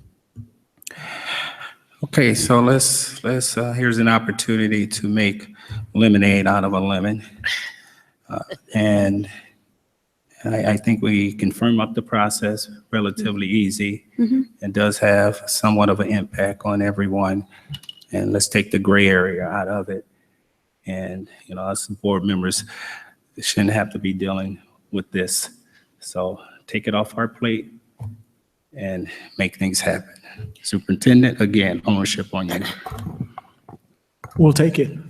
Understand that we'll have the conversations, and we'll get to the point where if you submit it after 60 days, you will not get paid. So let's make that clear. And then just put one component, one caveat in there as far as, being so harsh to say you will not get paid. There could be some excruciating circumstances. Of course, but the other part of it is making sure, we didn't do it right now because we have concerns that people don't know. And I think that's what Dr. Williams was trying to say is when we have those issues, the first thing we want to do is make sure we educate those people to make sure that they do know. We don't want to deny money or have people not be willing to get reimbursed. But at the same time, we do need to make sure that the books are right. And what I learned in the course, and business law, it says ignorance is not a defense. So we want people to know. All right.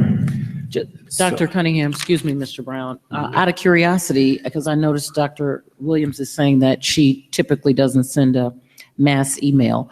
So what is the communication mode that you guys use to mass communicate to your teachers, staff in general? Most companies have a newsletter or something that communicates urgent information. What is it that you guys utilize? We use email, just like Lyle just said a few moments ago that we sent out to everyone. There's just not a lot of, I guess what I was hearing from Dr. Williams was they don't typically send out a lot of those because they do the training up front. That is correct. I was speaking more for my department specifically. I don't tend to send out a lot of mass emails. Mr. Neal sends out quite a few as it relates more specifically to the employee's needs, but my office doesn't typically have a need to do that because we do the training on an annual basis. And there's also an HR newsletter. I saw one that just went out not long ago. So there are the mass emails and there is an HR email, newsletter that goes out also. There's an HR newsletter. Yes, and mass emails if there's something that specifically comes up. Okay.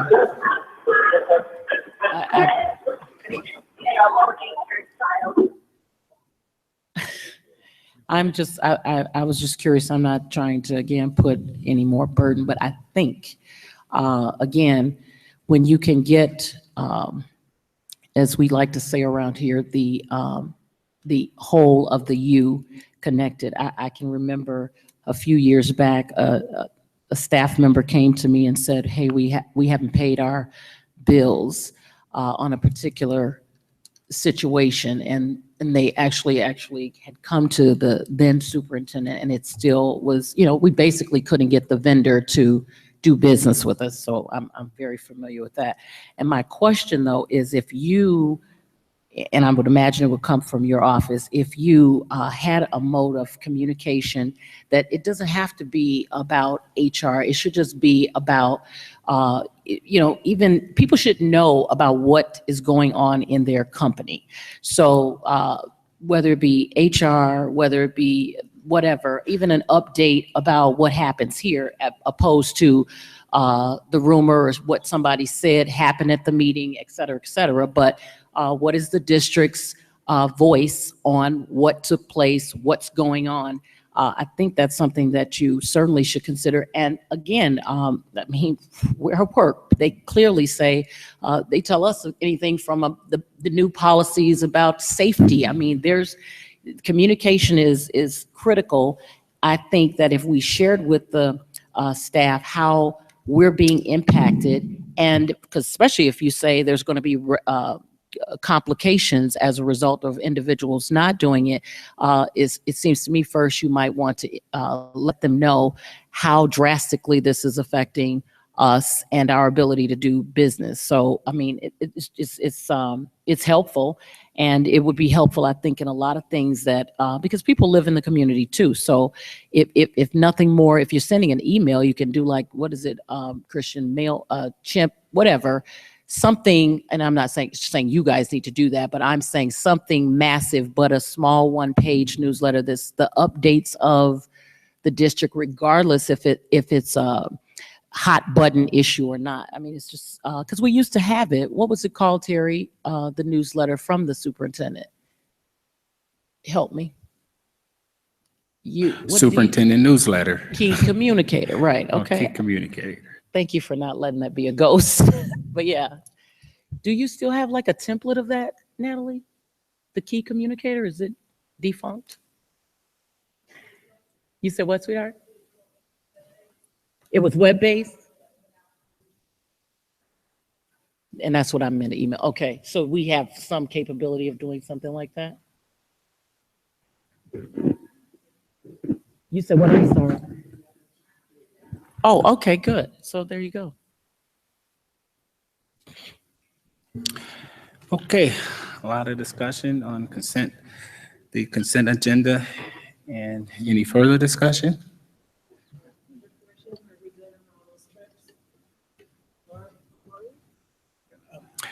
On the curriculum, we have everything that we need on all those trips, right? Yes, they're all Just double complete. checking. Hello? Okay.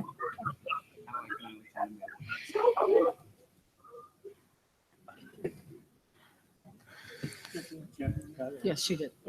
Okay, can you just real quickly let the public know these three good things that these trips are about? Just an overview real quick. Sure. We have three overnight field trip approvals. One is for the Warrior Color Guard to attend a competition in, let me see here. They are going to Valparaiso University. Then we have another field trip for the Business Professionals of America, and that is in Oak Brook, and they will be, it's a state leadership conference and a competition. And then we also have the show choir attending a competition in, I believe it's Quincy, all in the month of March. Thank you. Yeah. If you were looking for Mr. Brown, we can hear you. Yeah. Can you hear me? Yes, ma'am. You're live, Doc. Go ahead. We're still in the discussion of the consent agenda. I just wanted to add to the conversation regarding the reimbursement, that we just need to make sure that our policy is in alignment with what is legal. So we just want to make sure that we're given a proper time frame.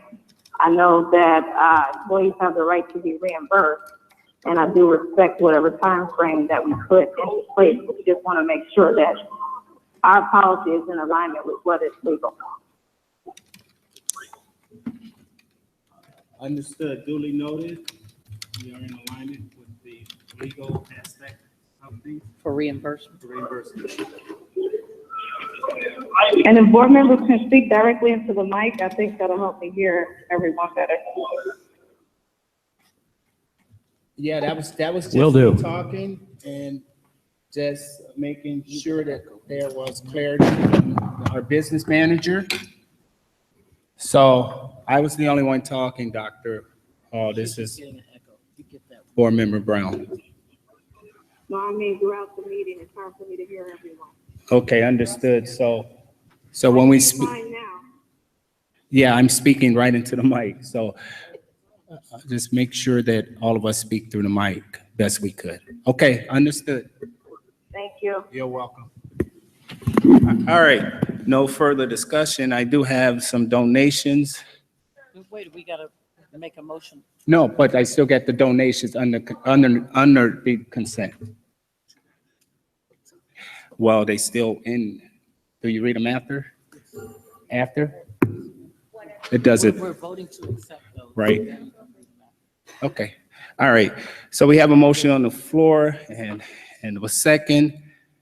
And a lot of discussion on the consent agenda. Okay. And Are you I not would going to like- read the donations before because they're part of consent? Did I miss? That's what we were just saying. That's what He's we were gonna just read them talking. after. After. Typically. Gonna have them read after.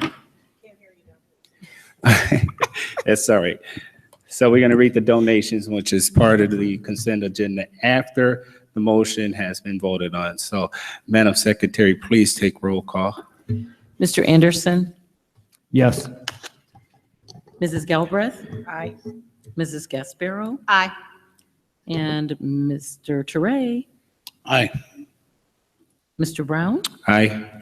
Dr. Hall, Aye. and Secretary's aye. Motion passed. I would ask our secretary just to read the donations. We have 3 donations. And if she can read those, I would appreciate it.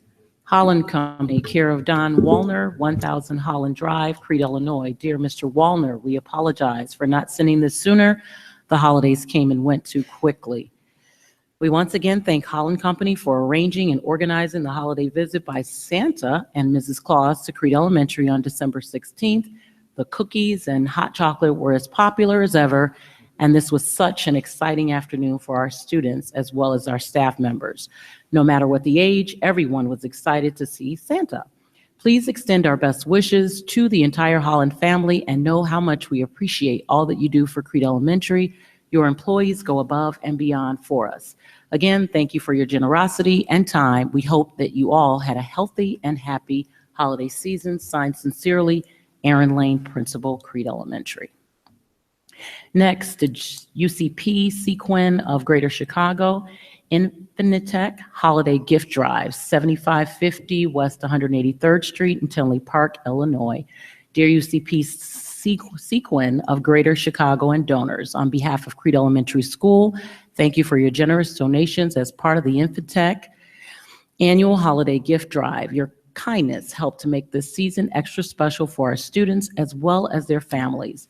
I personally delivered the gifts that were donated to each of the families, and it provided me with such a great sense of gratitude and appreciation for your agency. Families who were able to benefit from your gifts were dealing with family illnesses, personal loss, and/or financial burdens, and your generosity helped to ease some of the stress that families experience around the holiday. It was a delight to be able to come back from winter break and have students that you made donations to express excitement and appreciation because of the gifts provided by your organization. Thank you again for the contributions your organization and donors made. Whether you were there to help, load up cars with gifts, wrap presents, or supply the gifts themselves, each one of you provided joy to the lives of these children and their families. Happy New Year. Sincerely, Nicole Persick, MSW School Social Worker here at Crete. At Crete Elementary. Finally, February 13th, Crete Elementary Friend, 454 Herman Street, Crete, Illinois. Dear friend of Crete Elementary, thank you again for the generous donation of 4 $50 monetary gifts for certified staff members at Crete Elementary. The contribution for curriculum items will be greatly appreciated by staff and students alike. Thank you again for your support of Crete Elementary. Sincerely, Aaron Lane, Principal.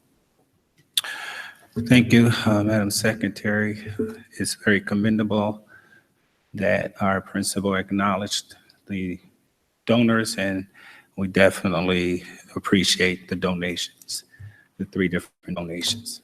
Thank you so much. Moving on to action report, can I have a motion to approve the curriculum under action report, approval of the 2017-2018 calendar? Move. Moved by Gasparo, second by Galbert. Any discussion? We had questions. Did from the last committee of the whole, you said we would be back on schedule based on the school. Correct.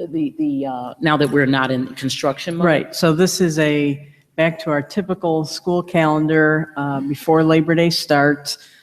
First day for students will be August 23rd. We will be getting out on June 4th without snow days. June 11th could go as far as June 11th if we have any weather-related days. Our first semester will end before winter break, so we'll get that back where it needs to be. 2 full weeks of winter break, so we'll end on a Friday, have 2 full weeks. We will be off on all of the typical holidays. And spring break will be from Good Friday and the week after. Okay. Okay. Business as usual. Business as usual. I'm looking at May of 2018. I think I had a question at our committee as a whole. As far as Mother's Day, I believe is that the 13th of May? And the question I had, do we have prom going on, high school prom on the 12th or when?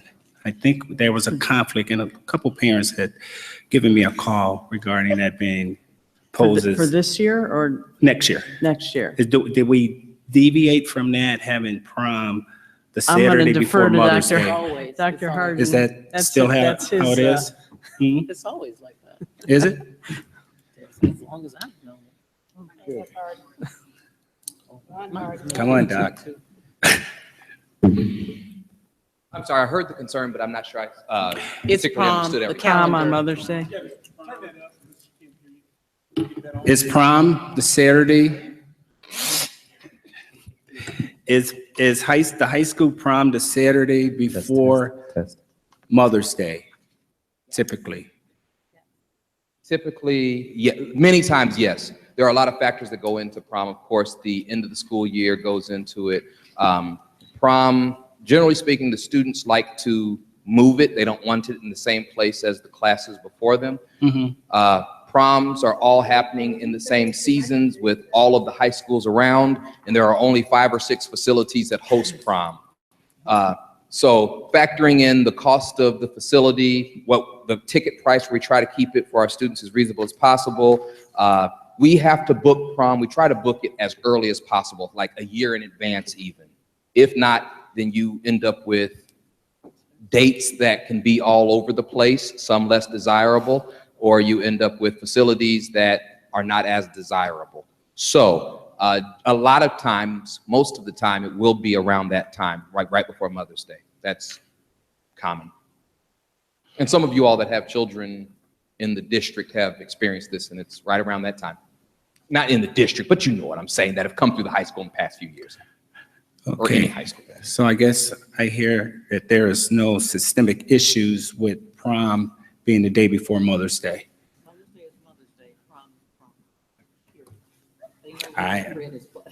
I'm just bringing a concern that I had to the board from a couple parents out there. Right, and all the time, we are always willing to talk to folks. I mean, prom is not as flexible as people think it could be, but we're always willing to talk to folks. And I have not personally fielded any concerns with the dates, but if there's anyone who has a concern, they're more than welcome to come talk. We can explain and we can listen to their concerns. And, if there's anything that we can do to assist them, we certainly would do that. Okay. Thank you, sir. Appreciate it. Any other further discussion on the 2017-2018 calendar?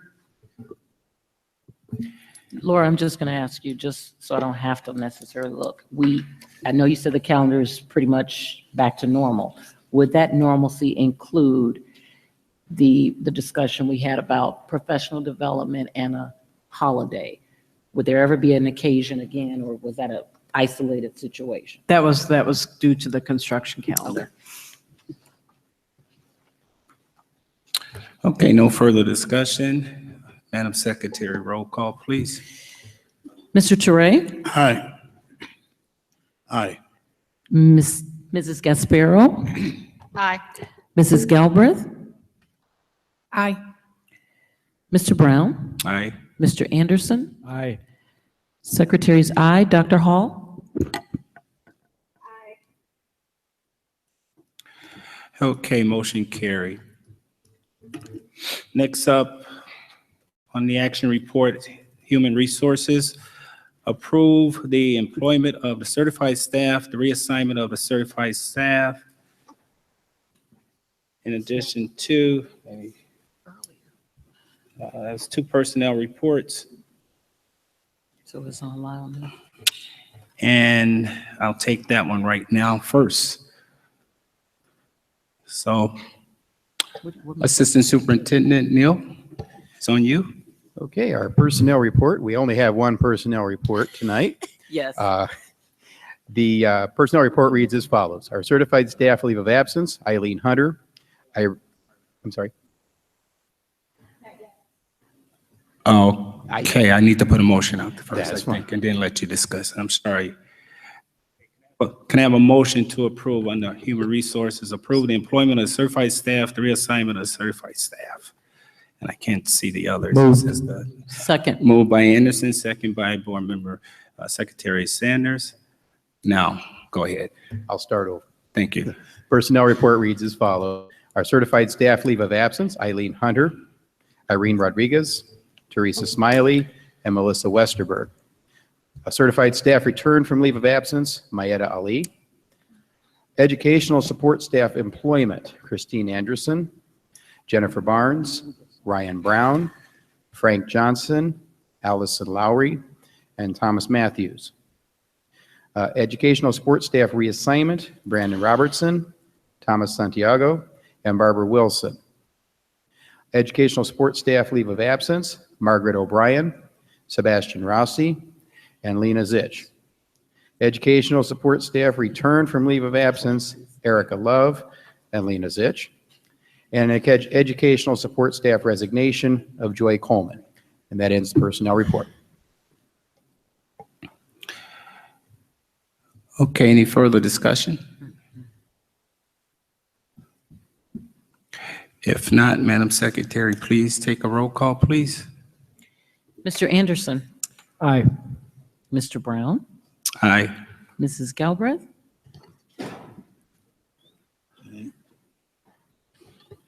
okay, we'll come back to her. Mrs. Gasparo, Aye. Mr. Teray, Aye. okay, and you ready, Ms. Galbraith? I don't know. Okay, then Yes. you are. I'm confused, but yes. I'm good. That's Terry an aye. explained. Okay, I'm good. what's that, an aye or?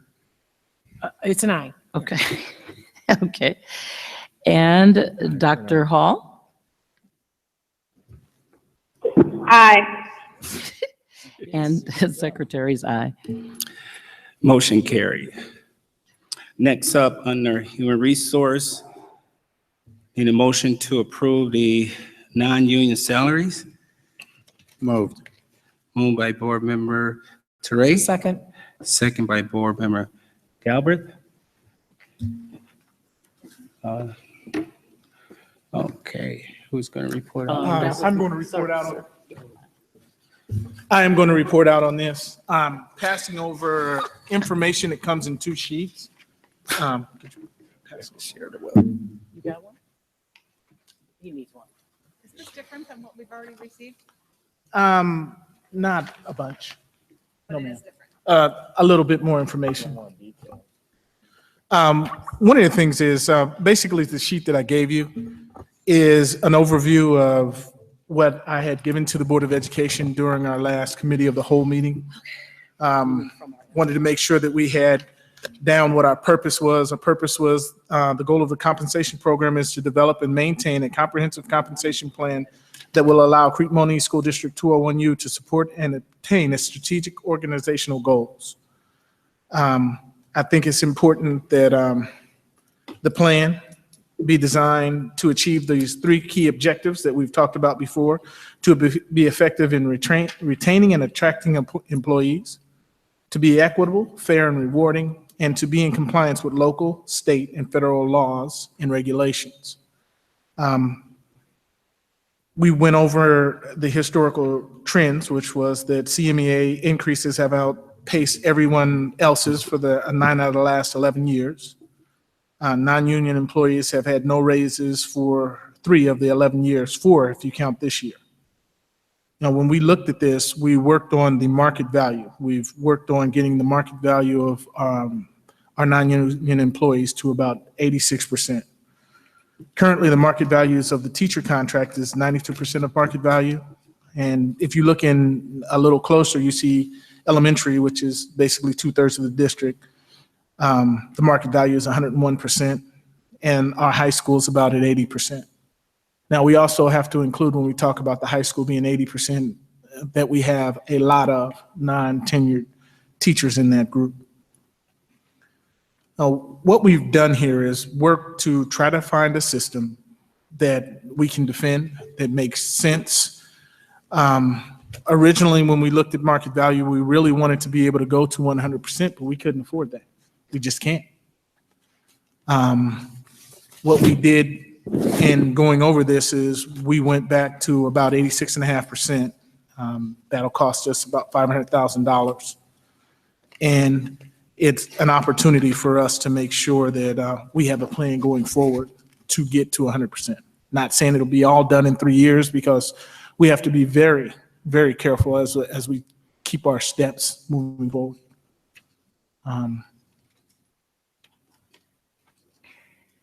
I went over the financial proposal previously and wanted to make sure that we had an opportunity to answer questions. Before we do, I wanted to make sure that it was understood that I didn't have Mr. Neal or Dr. Williams start in this program, because they would be included under this program. I am not. I am not. This has nothing to do with the raise of the superintendent. Did you say there'll be a phase-in? We're working for on these a, increases? trying to have a plan for a phase-in. What is very important that we say is the only thing we're approving here is this year. This is an opportunity for a phase-in that we'll work on each year according on how much money the district has. This is not a something that is written in stone that we have to do the next year. I would like to be able to do it. I think it's important that we work on getting to 100% of that market value if we're going to be able to attract the best people and keep them here. Thank you. Thank you, sir. I believe this question may be for our Assistant Superintendent of HR. Could you just better clarify what do you mean by whole harmless provision? Because I know we don't want to embark, I believe, I don't want to speak for the board, but because we are getting ready to invoke on a proposed contract or a proposed salary increase, and the proposal is for like a 3-year time period, but it's not under, and it should not be under any form of contract. So we're not negotiating here. And being said, seeing the word guarantee in some way, shape, or form, I just need more clarity on this whole harmless provision. Well, the hold harmless is just the term that's being used to indicate that we won't let anybody lose money under this. What we're talking about here is 86% of what the market salary would be. And we do have some employees that are closer to the market than others just based on their positions or how long they've been here. And so some of those may be past that 86% mark, and we aren't going to bring them back to it. We're going to hold them at least where they are. And this year we were saying we would give them an increase because they haven't had one. The second and third year of the plan as it stands at this time would not guarantee anybody an increase of any kind. It just wouldn't allow them to lose. So if their pay was above that point in the marketplace going forward after this year, then they would continue to receive the same pay. They would not get a raise. But if their pay was below the market or below that point in the market, then they would get raised up to it. So essentially, we're not letting anybody get hurt by it. That's all the hold harmless meant.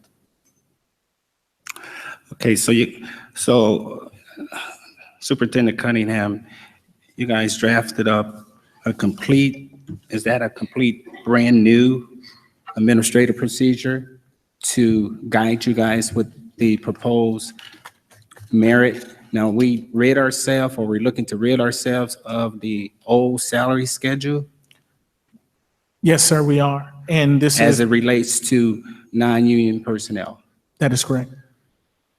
Okay. And the administrative procedure that you're talking about was built with Mr. Neal and with our outside consultant, Blue Shoe HR. Or the procedure that's there is also already largely being followed with administrative hires and technology hires, where we have a base salary and then there is an added amount based on education and experience. And then once you receive that salary, there's no guaranteed year after year increase. You only get an increase if the board approves an increase for your classification or for you. So the idea is that a salary schedule mandates that you spend a certain amount of money each year. This gives you the ability to determine what that amount of money would be from year to year, as opposed to being bound by the salary schedule. Yes. Okay, excellent. Again, I personally don't want our non-union personnel to be somewhat of a scapegoat as far as being always the group that get the last on the plate, so to speak. But by the same token, we have so many uncertainties. It's a lot of moving parts, a lot of dynamics out there, a lot of, and I heard Board Member Teray talk about the uncertainties and the state not having their act together and so on and so forth. And by the same token, we want to keep those employees that provide the necessary skill set for the district. And We got a lot of, again, using that phrase, moving parts within a district. We need some stability within our non-union personnel as well. I think it's important that we recognize as a school district that our greatest assets go home every night. And we want to motivate them to want to come back the next day. So we have to make sure that we're taking care of our employees as they come through. You know, when we took a look at this, the current system that we had problems with, we looked and saw that this group had been frozen in 2010, 2011, 2013, 2014, 2015, 2016, and of course this year, because we haven't come to where we need to get to have a common understanding and move forward. And then, you know, 06, 07, 07, 08, 08, 09, 09, 010, 11, 12, this group received less than CMEA had received. So you start having these greater differences. And with those greater differences, it's more difficult to make up. So we had to come up with a plan to move forward to be able to make up that chasm that is being built. Well, I appreciate you stating the historical trends and putting the market values for the teachers. You know, it would not be advantageous for you to come to the board and ask to get to market value when our teachers are not getting there, but it is showing that our teachers are at a 92% market value. Our elementary teachers are at 101% market value. Our high school is at 80%. And what is the reason for that? Well, I'll let you jump in line. Yeah. Well, there's really two reasons. One is that many of our high school teachers are at the lower end of the pay schedule because we do have some turnover at the high school annually, partly due to our salary schedule. I'll say partly. The other reason is we are surrounded by, we are one of the only unit districts in the area. Most of the other districts are either K-8 or 9-12. And a 9-12 district can pay a higher rate of pay than a unit district can pay. And that's just the way it is. And so we are going to have more trouble measuring up to a high school district than we are to an elementary district for that reason. What does this say to our high school teachers when they are, if I'm reading this correctly, as an average, our high school teachers are at 80% of the surrounding area market value, correct? Is that what this is saying? So for high school? That is what it's saying, yes, ma'am. Okay, so I see our elementary teachers are higher, but our high school teachers are lower, but average is 92, but yet even though our high school teachers are only at 80%, the goal is to bring our non-union to 86% of the market. Yes, ma'am. And it's going to be all at once, not phased in. 86 is the start. We are hoping to get to 100 when we get finished with the. But it's 86% now and then more later. That is correct. Okay. And if you take a look at our teachers as an average, it's 92% for our teachers. I see that. It's 92%. Well, and one of the things to keep in mind, like I said, part of the reason that we have, when you do we're doing this by our average salary being paid currently to our teachers. So to do that, you add up all the salaries of the teachers and then, divide by the number of teachers. And when you take our high school teachers and you have more of them at the lower end of the salary schedule, then what you have is you get a lower average. And that's why it doesn't measure up again as well against a regional average that may be dealing with a more experienced staff. So they may have more people at the higher salary levels. I will say our top salary in our salary schedule is highly competitive with the high school districts. Our base salary is typically very competitive. The in-between is where we run into problems because it takes 34 years to get to the top of our schedule, and many of the high school districts are between 12 and 18 years to get to the top of their schedules. So they progress quicker along that continuum. So I think what it says to people looking at our district is we're competitive, but when you get a few years in and you start looking around and realize if I had the credit for my experience at this district 10 miles up the road and I can make $15,000 more, and I'm 26 years old and I've got student loans to pay, I'm going to go make $10,000 more. And that, I don't know that we can resolve that. But what we can do is, try to We certainly don't deny our teachers their due. They deserve every penny they get. They deserve more than we can afford to give them, absolutely. What we're trying to do is get the remaining employees in line with them. So if we are at 92% overall, that we can say that across the board. And we're taking the first step with non-union tonight, but what we want to do is get there with everybody. And then eventually move all of our people toward that 100% mark if we can. I have a question for you. Go ahead. I'm sorry. Go ahead. Go ahead, Mr. Torrey. I'm sorry, Kim. I want to make sure we compared an apple with an apple here. When you did the market value for the teachers, did you use the same demographics, Will and Cook County, when you did the teachers? Or did you just do Will County and Union districts when you did the demographics, when you did the teachers contract? I'm sorry. We used the same salaries survey across the board. So for all positions, we were looking at the South Suburban School of Business Officials survey. And that was our benchmark by which we measured the market value. When you did the teachers contract also? For every employee. For everybody. For every employee, unless they're not listed in that survey, which would be unique positions in tech and maintenance and so forth that might not be in that survey. Okay, thank you. I thought when we had this discussion about that in committee of the whole, they weren't apples to apples. They were apples to oranges because of certain things. I remember this conversation, and when we questioned it, we were told that we didn't use the same area as we did for the teachers. Was that an incorrect statement then? I'm not sure what statement you're referring to, but everything that I have done has, and that our outside consultant has done, was based on this survey.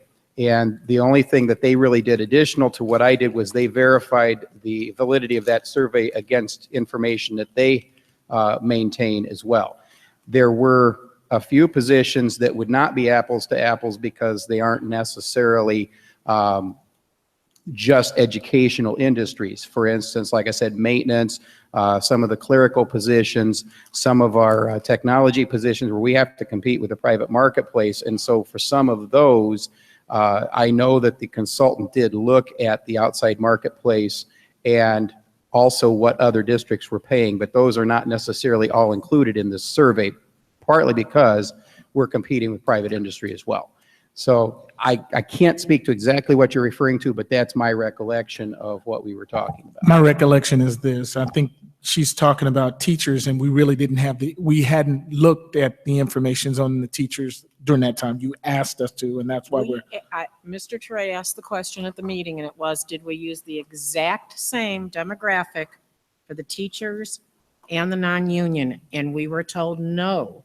We were told we took this area, and over here it was a little different area. So we asked for an explanation on that. Actually, what I remember of that, and correct me if I'm wrong, was Mr. Ture asked us really about Peatone and some of the smaller districts in the area that were outside of that. He asked if that area included it. Yeah, and it Did doesn't. we do the exact same towns demographics in both studies? We were told, no, they did not match. There were differences. Okay, I don't Now, remember. I don't know the extent of the differences, but we were told there were differences. Okay, I don't understand that we made any differences, and I don't remember that discussion of it that way.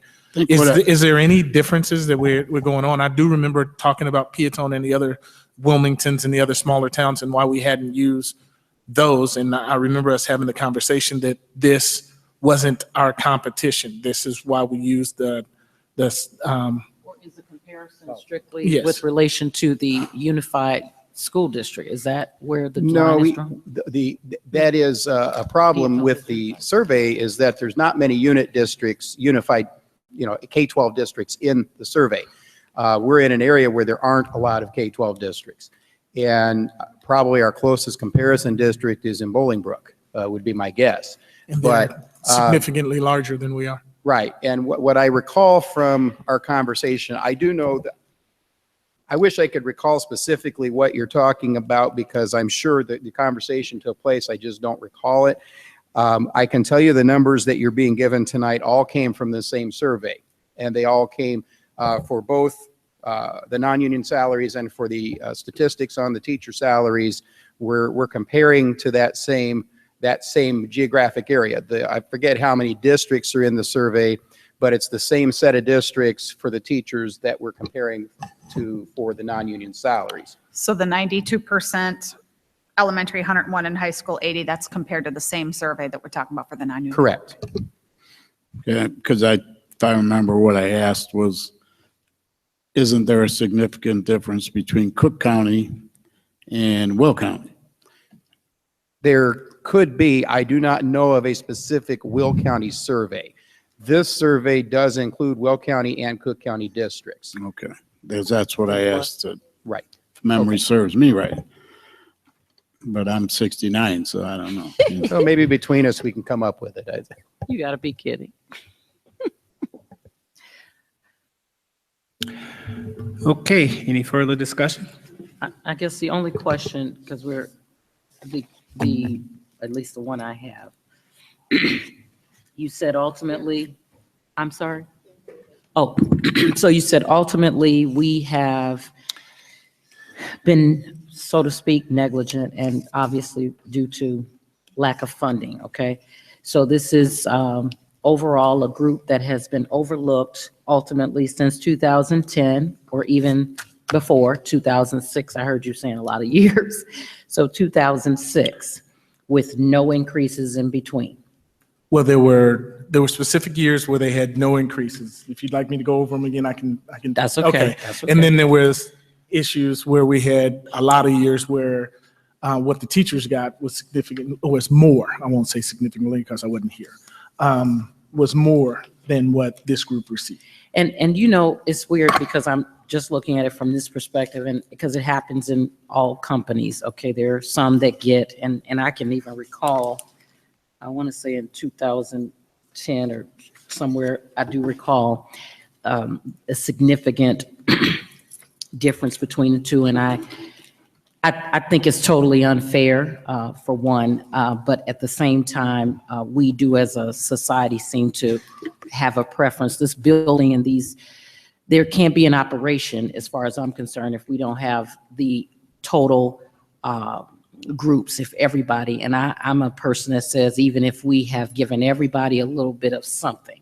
I didn't like it years ago when we got a lot of people that got a lot of something and a few people none, and a few people even less than that, if that's possible. So I'm not opposed to, in my mind, righting a wrong and bringing individuals, at least, you know, I keep hearing, look at this turnover, whether it be a teacher or a staff member, and people don't realize how much knowledge is taken when you have people just leaving out of here. I mean, you have some secretaries that have some knowledge, they know where the bones are buried, right, Terry?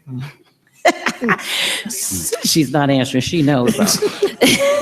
So, but seriously, you cannot place specifically a dollar figure on that. But at the same time, I understand the concern about going from A to Z. I certainly believe in gradual and progressive steps, because it's still the fact that we, you know, don't spend it if you don't have it. And at the same time, I feel like we need to give the employees some sense of appreciation. Hold on, work with us. It's very similar to the statement I was saying about the newsletter. I mean, we're all in this, so to speak, together. And if we are indeed broke and can't do it, you know, well, why? And what are we going to do if the board says tonight, okay, well, how about 76, work with us, and so on and so forth. It needs to accompany an explanation of sorts. But I don't know that, I mean, I think I could support certainly righting a wrong, if you will. And I think it is wrong that throughout all these years, they have been left in the so-called rafters, So it needs to be fixed. And the unfortunate piece is that we're stumbling, I'm sure, because it's a big chunk. And we're like, oh my God, how do we swallow it? But if it's never fixed, we're going to get deeper into a situation where I can't ever even see us getting to 100% because you keep saying the state is not paying this, that, and the other. So if we have the resources to provide this, we can always pray and hope that something, I mean, I think because when you do right by people, perhaps there'll be some sustainability in their staying with us through the trenches. So I just wanted you to pretty much clarify again that we're trying to right this wrong after this amount of time that these guys have, suffered. And it is what it is, because if you look at 2009, there was a big, it was 2009, right? The big, help me, Jesus, I can't get it. 2010, yeah. Okay. So I think it's high time.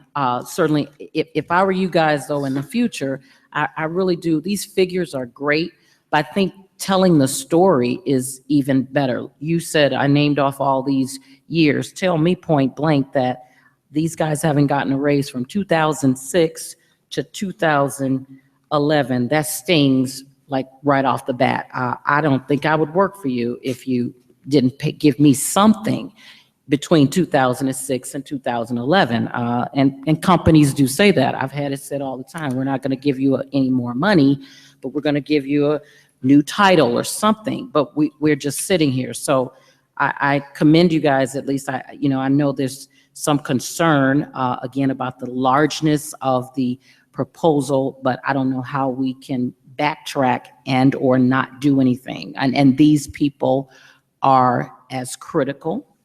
I mean, they help the teachers too. If you don't have support staff, who's going to help do the things? I mean, they're as critical as any other team in the school. So we shouldn't look at them apples versus it's apple and apple as far as I'm concerned. But that's my opinion. I think I appreciate that.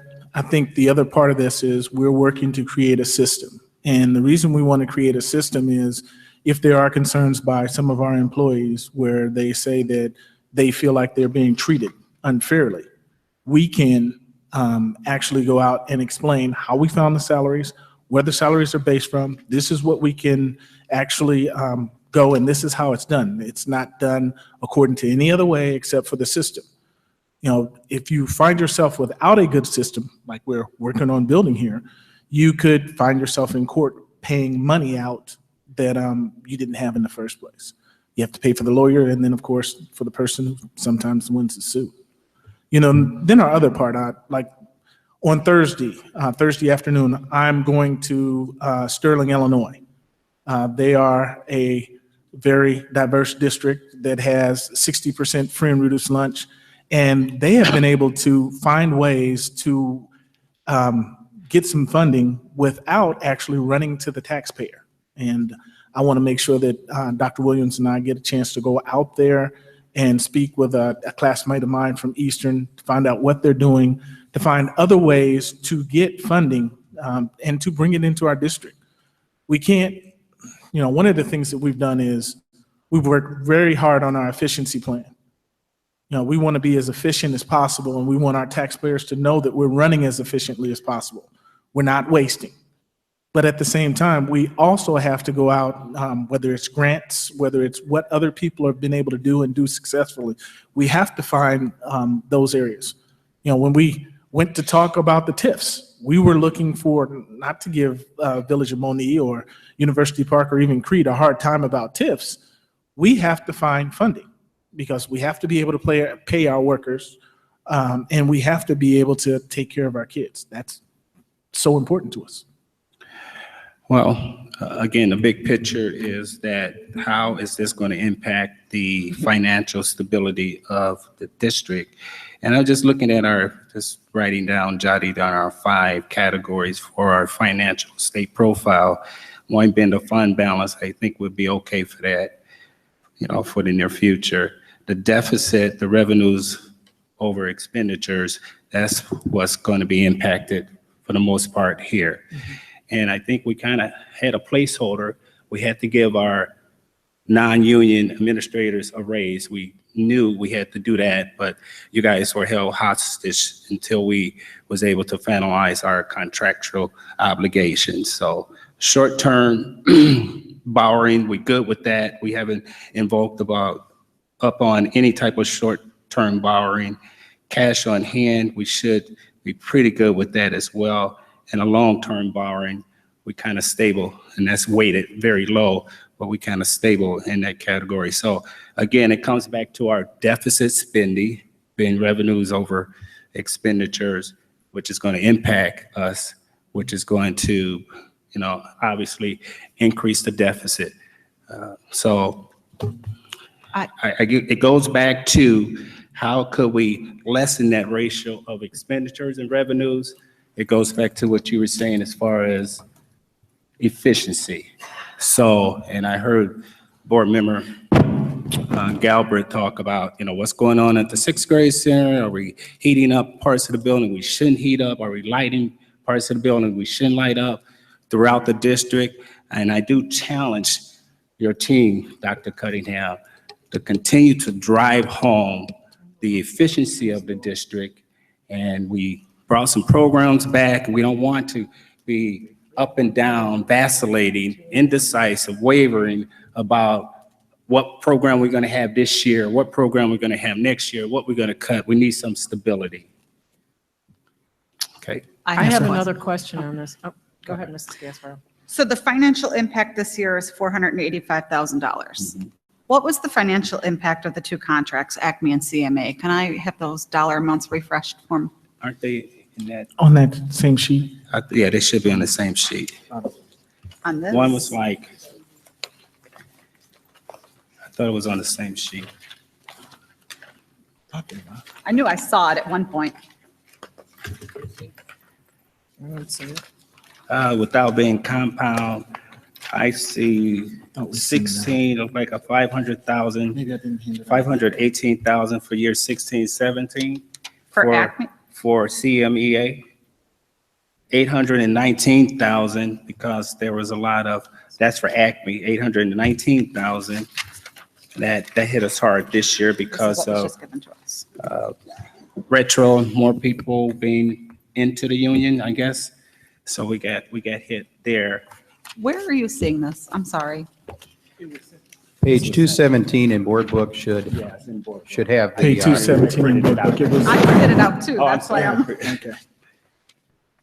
So in a non-union, proposed non-union, like $484,000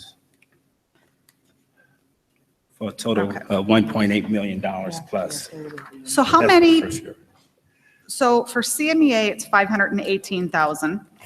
Acme, 819,000. How many employees is that? Oh, the number here, 300. That seems like, so for 349 employees for CMA, it was 518,000. For 230 Acme employees, it's 819,000, but yet for 114 non-union employees, it's 484,000? Is that, I mean, am I understanding that correctly? That is correct. Well, and is it fair to say just, because I looked at that Yeah, too. some of them had retro and. You have retro and correct me if I'm Benefits. wrong, for the non-union employees, are they all for the most part all year, 12 years? I mean, 12 months, 12 months, 12 years. 12-month and some get full Yeah. benefits. So that will, couple with, our administrators is typically the highest paid positions within a school district as well for various reasons. So you're gonna have an impact like that with fewer employees. Yeah. So I looked at that, as I said, 114 employees is getting so much more of the pie. But there's a rationale behind it. And when you mention that, and I think we need to be able to talk about it as well, Dr. Cunningham, because again, it's going to be broadcast when people start running numbers, say, hey, such and such at 25% raise, 30% raise, and the bulk of that, those big high percentage, are on the lower bracket employees. Is that a correct statement? So you can have someone going from $12 an hour to $17 an hour or $16 an hour. That's a big percentage, but yet it's not a tremendous amount, relatively speaking. Yes, sir. The highest percentages that are on here are for like our clerks and our IT people, and I think there were a couple of maintenance. that were Specialized mentioned. maintenance. Is that correct? That's what you remember also? But they're roughly about 6% each. It's And I about think the 6% is more so, more for the administrators. That's Yes. across the board. Yes. That's across. From how I look at it, That is run these correct. numbers. Could be wrong, but that's how I look at it. Okay, so my next question, if I recall correctly, was the people who have filed intent to retire are not going to get any of this money? That is correct. Why is that? They're still working. Once you have set your intent to retire, you're given the maximum amount of money that you can receive without the district being able to pay penalties. Wait, say that again? Okay, if we pay more than what they're getting for the intent to retire, the district will have to pay a penalty to TRS. They'll have to pay a what? Penalty, additional money. Okay, is that a Significant. union? No, it has nothing to do with the union. It has to do with the state of Illinois.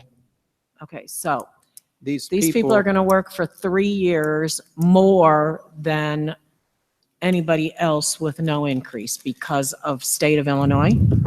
These Well- individuals, when they enter the retirement track, they sign, or they agree, what happens is the district agrees to pay them a 6% increase per year for each of those 4 years.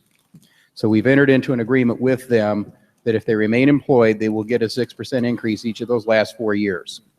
Okay? So they're getting an increase? They are getting an increase, but it's already been established in an agreement they've made. So we have multiple people in these groups that won't get anything out of this, but they're getting their increase based on the agreement that they've made. So they're still increasing in pay. And is that across the board a 6%, no matter what position you're in? That is correct. For our retirement incentive, it's 6% per year for 4 years. And then depending on which incentive you're in, which union you're in, there are some other benefits that go with that. And so once you sign on to that, you're agreeing to work for that rate of pay. We're agreeing to give you that But increase. they're not in union, these non-union people. Well, non-union people can enter into an agreement, depending on whether they're certified or non-certified. They can enter into the appropriate retirement agreement just like everybody else. They have the same benefit. If they're certified, they follow the CMEA contract. If they're non-certified, they follow the ACME contract. And they can enter into that incentive spelled out in that contract even though they're non-union, because we give them that benefit. That is part of what we have historically done for everybody who's going to retire from the district and commits to that agreement. Thank you. I did not know that, and this is much better information. I was not understanding why they would continue to work at 0%. It didn't seem No, fair. they are not working for nothing. They're getting their increases. Their increases are guaranteed. Thank you. So those of us who's up here on this board, sitting here, that put in their papers to retire, there is a way out here. You can rescind your retirement. It didn't work. All right, great discussion. Do we have further discussion? Okay, if not, Madam Secretary, roll call, please.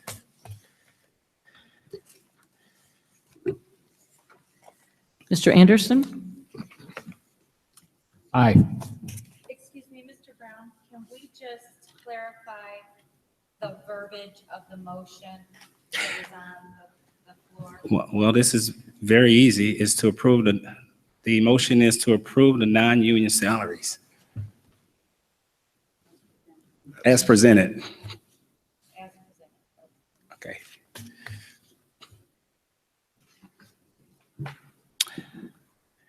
Ready now? Aye. Okay. Mr. Brown? Aye. Mrs. Galbraith? No. Mrs. Gasparo? No. Mr. Teray? No. And Secretary's aye. Dr. Hall? Dr. Hall? I just wanted to say first that we have a dual role here.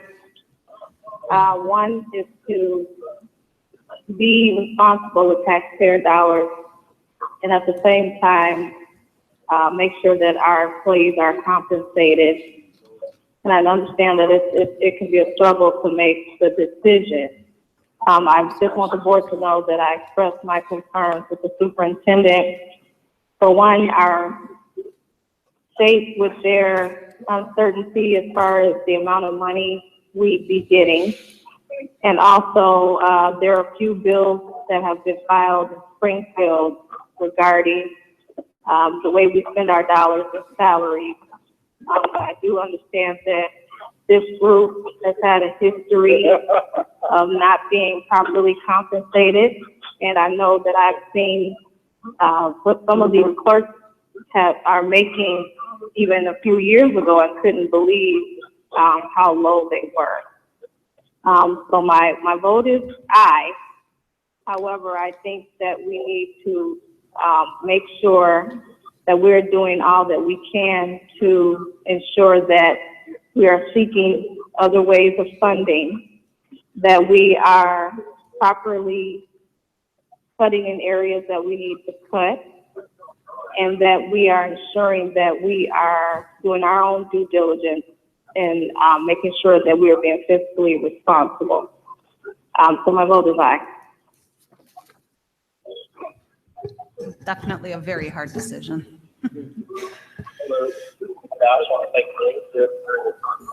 Okay, so was that a vote? I didn't hear. You got him, Terry?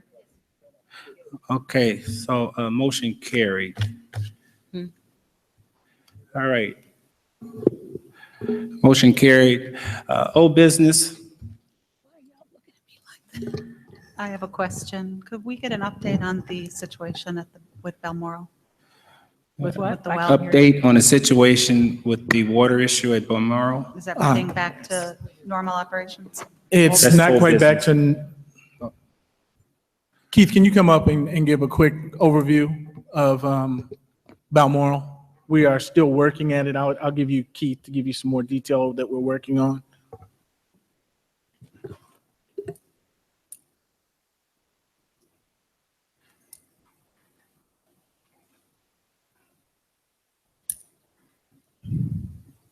Okay, we're hoping that we're in the final stages now. We have taken all the steps that we can at this point, as far as we know, I'll give you a little history. You know, we came through with the health department, of course, and we had the issues with the water. And the health department actually had released us at one point, but they also released us when we knew there was still a bad reading. So it was our decision to keep on moving forward and cleaning the rest of the system up. You don't need to say, I would love to say that we're done right now, but it was, you know, I'd rather say that we're here for the health and safety of our kids. So we're in the final stages at this point. We have two tests to go. If these two tests pass, then we'll reopen the building to full use of the water. But we've done it, there was just one spot that we kept on having recurring issues. And it was that water fountain, and then we removed the water fountain, and then they said that the fact that we actually just put a temporary test port there, they said that could have been the issue as well. We just did replace that water fountain. So there's a brand new reservoir, there's brand new everything in that spot. Plus at some point they had taken a drinking fountain out that was adjacent to that one, right next to it. And they thought I thought it was that the dead end plumbing right next to it, which was still there, could have been harboring any kind of bacteria. We had that taken apart, flushed, put it back together, and now tomorrow we take our first test, and the following day we take the second test. And I'm pretty sure, I'm confident that we're going to pass all these tests at this point. What about the kitchen? Are we still boiling in the kitchen, or is that back to normal?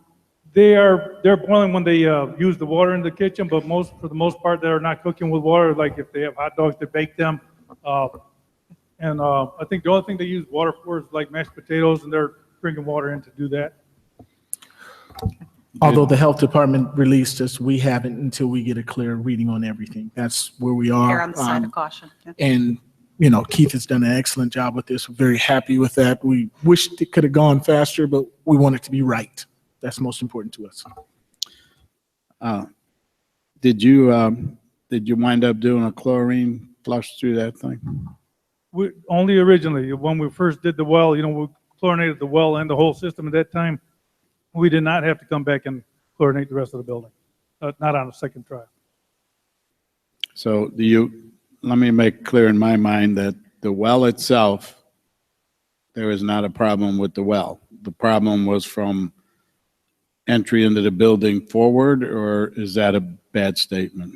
No, you're correct. We've tested the well on several occasions. That always came back good. So it was out into the building, just plumbing in the building, existing old plumbing is what everything indicates. Galvanized pipe?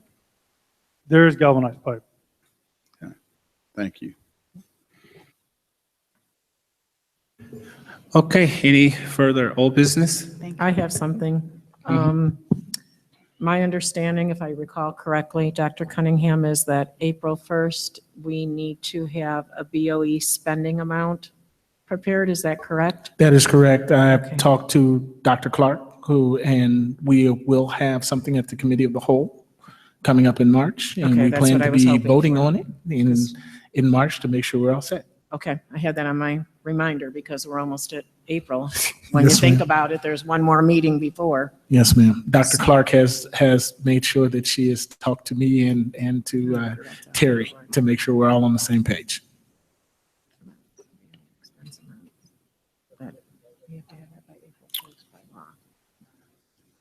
Okay, anything else? If not, on the old business, any new business?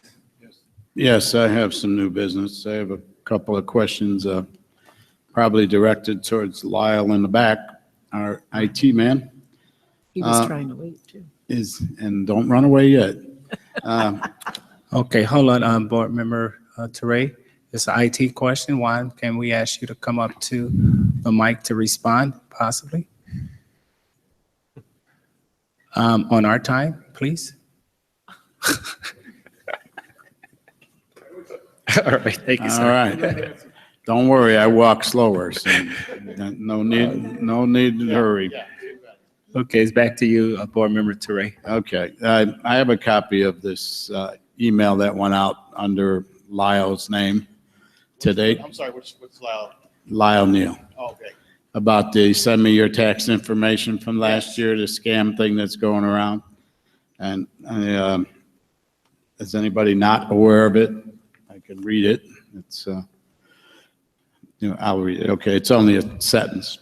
We have just been mandated by the IRS in order for Internal Revenue Services to process and approve your income tax refund within 72 hours. It's now a mandatory that you email us back immediately with your 2015 tax return, Form 1040, through email attachment, so we can forward it to the IRS for the fast processing of your tax return. Thank you for your attention to this matter. I'm looking forward to receiving your email with the attachment. Have a great day. And it's got Lyle, and then it says Harrison Lyle Neal, Assistant Superintendent. And it's got all the legalese on the bottom, as this message is intended for Crete Monee 201U, blah, blah, blah. My question is, how did it get through our firewalls that we should have up, and what are we doing in the future to stop this? So I can see this going, something like this going out in the community under any one of our names or an administrator's name with totally false information. And somebody's reputation could be ruined in a heartbeat with something like this. So what are we doing? Well, I sent an email shortly after I did receive that email, because I saw it first thing this morning as well. And basically what we do is try to send basic practices of information safety out to our staff to protect the district. Now, we haven't come up with a finite, absolute method of protecting not only the school district, but the internet itself from any and all cyber attacks. That's just something that we have to do the best that we can to prevent it. And one of those things that we can do are actually to not open links that seem suspect, such as these. And what I try to do is get ahead of those type of emails and send out information to the all employees. If you saw that email, I sent out a response to the staff stating that I normally name it stranger danger. Do not open this email. It is a phishing attempt. And when I do come across those, it usually is around tax time where people are nervous about their taxes and other high volume or high alert times of the year that someone may be more vulnerable to actually adhere to an email like that. But we do the best that we can for cyber attacks, for phishing attempts, and for things like that. But nothing is actually absolute. We just do the best that we can to make sure that we're up to date with our ransomware, our malware, and our antivirus systems. I don't know if you remember this, Mr. Ture, but I sent a note out to the board. I think it was in November, because somebody had copied down my email address and sent a note to Dr. Williams and told her to send funding like overseas. Yeah. I mean, we have these that come up. We do our best to make sure that our people know what's actual and what's real and what's not. And when you see something suspect, and we say this all the time to our employees, please get back to us as quickly as you can. We're happy to explain if it's ready or not. And as soon as you see something like that, we all send it to Mr. Lyle, and he gets the information back out and looks for ways to make sure that that doesn't get back in again. Okay, well, I appreciate all that, but I would personally recommend, and I don't know what the other board members think about because they haven't talked about this, but something with this going to all employees gets out, and these employees, are going to get it.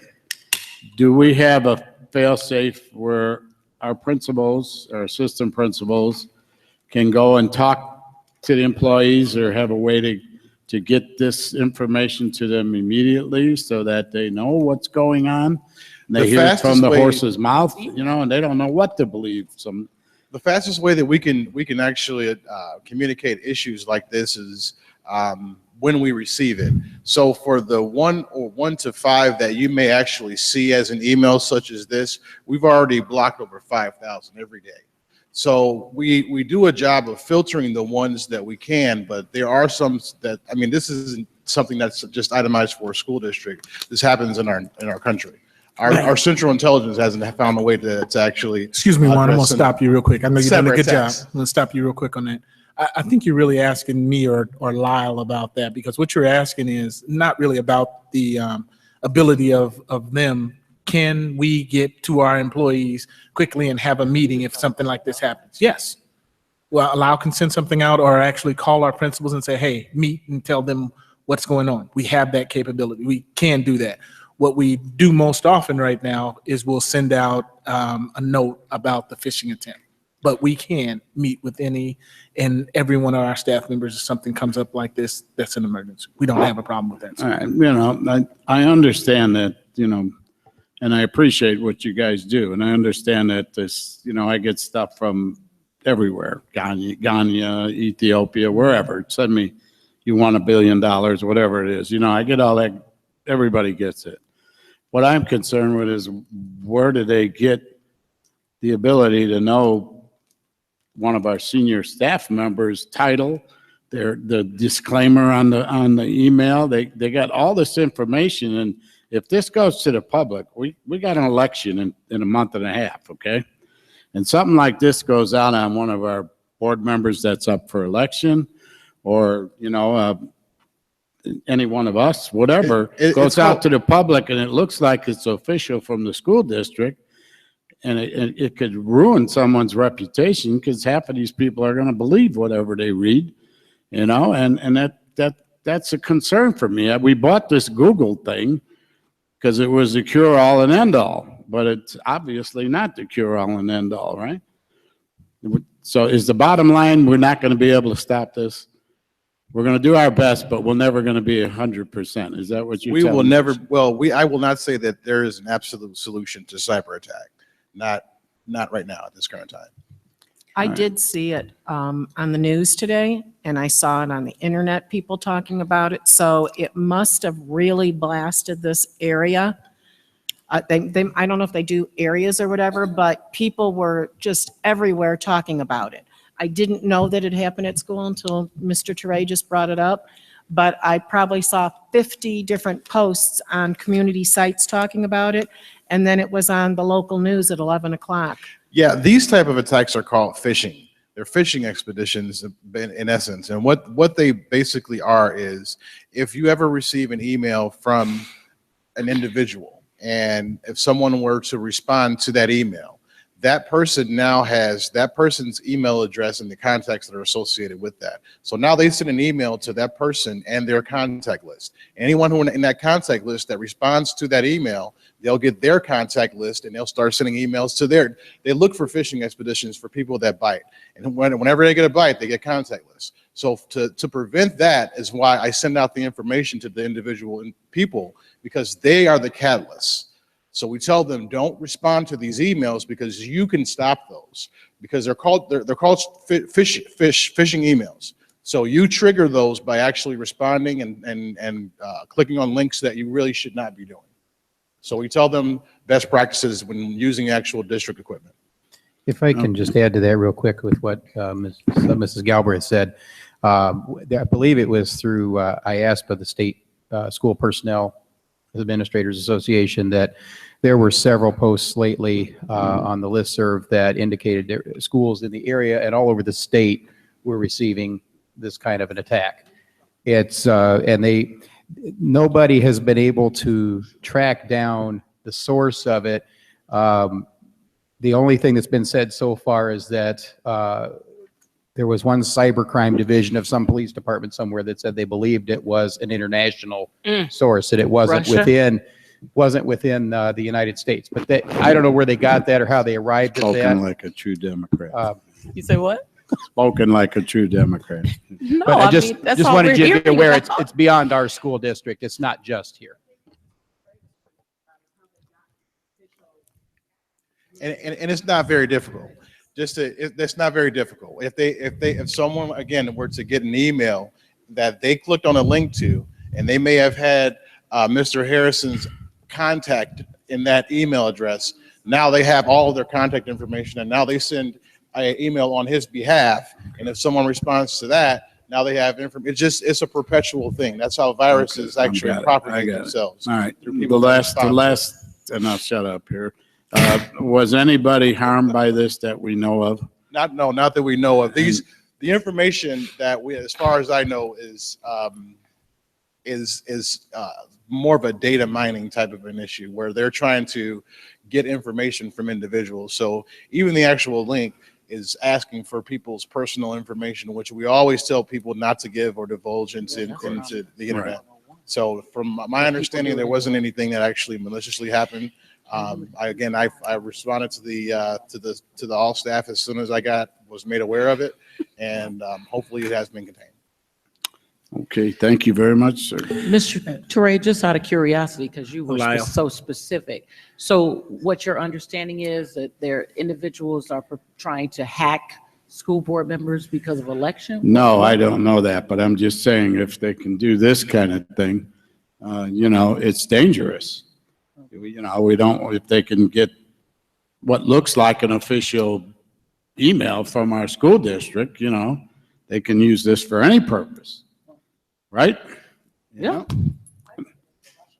Look, now tell her spoken like a she's a Democrat too. Is she a Democrat or So what? must be a Spoken like a Democrat true politician. All right. Now, I have one other new business item. Hold on, Mr. Teray, if I can Oh, expound on I that, used to. just that particular subject. So again, the challenge is, and good conversation, good discussion. The challenge is that I would believe that you would bring us to the board periodically, just something you're doing in this area of protecting the district from cyber attack.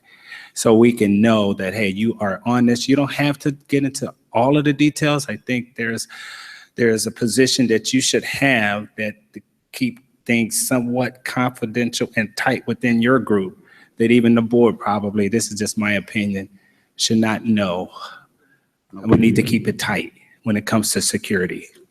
Okay, but kind of let us know to say, hey, you know, board members, we kind of worked on this and we've been having very few issues that came out, okay?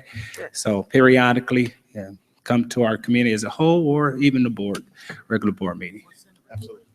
Mr. Okay. Lyle, just a, yeah, same topic, just one more thing, Mike. So just out of curiosity, and I'm putting Mrs. Nash on the spot because, you know, she's sent requests asking for $100,000 and I'm still declining that request. But seriously, like clearly I look at it, see her name, I have no interest in responding, period. I don't click on it, I don't do anything because it's not happening. The point, I love you, but no 100,000.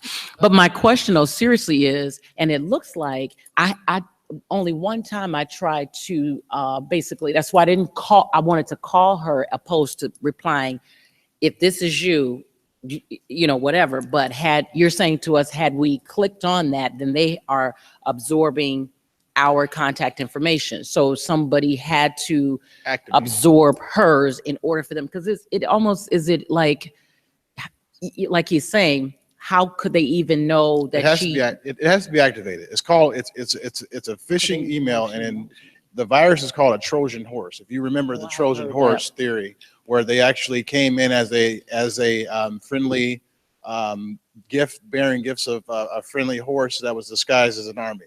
And basically that's what it is. You open up that email, it's a Trojan horse, and now it's starting to propagate throughout your contacts and your contacts, and anyone else who opens that link up that's associated with your email.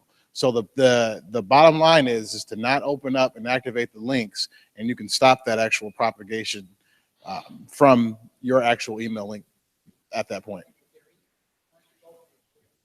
Once you open it, you're in it. But we actually, in our district, once we determine links like this, like the one that we saw today, we absolutely block it from our firewall, and we list it on our Google sites as a malicious actual site. So anyone that actually tries to open it from our domain, it's already listed, and from that point on, it will not be able. You're not able to actually access that link from it up there going forward. So like right now, you can't access that link.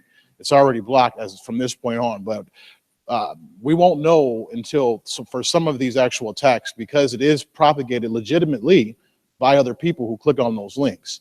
So it's a legitimate activation, but we need to know if the actual the content is legitimate. So we won't know that until something like this happens. Sorry, Mr. Teray's point, then for us, because we're not on your mainframe, or what did you say, your system, if you will.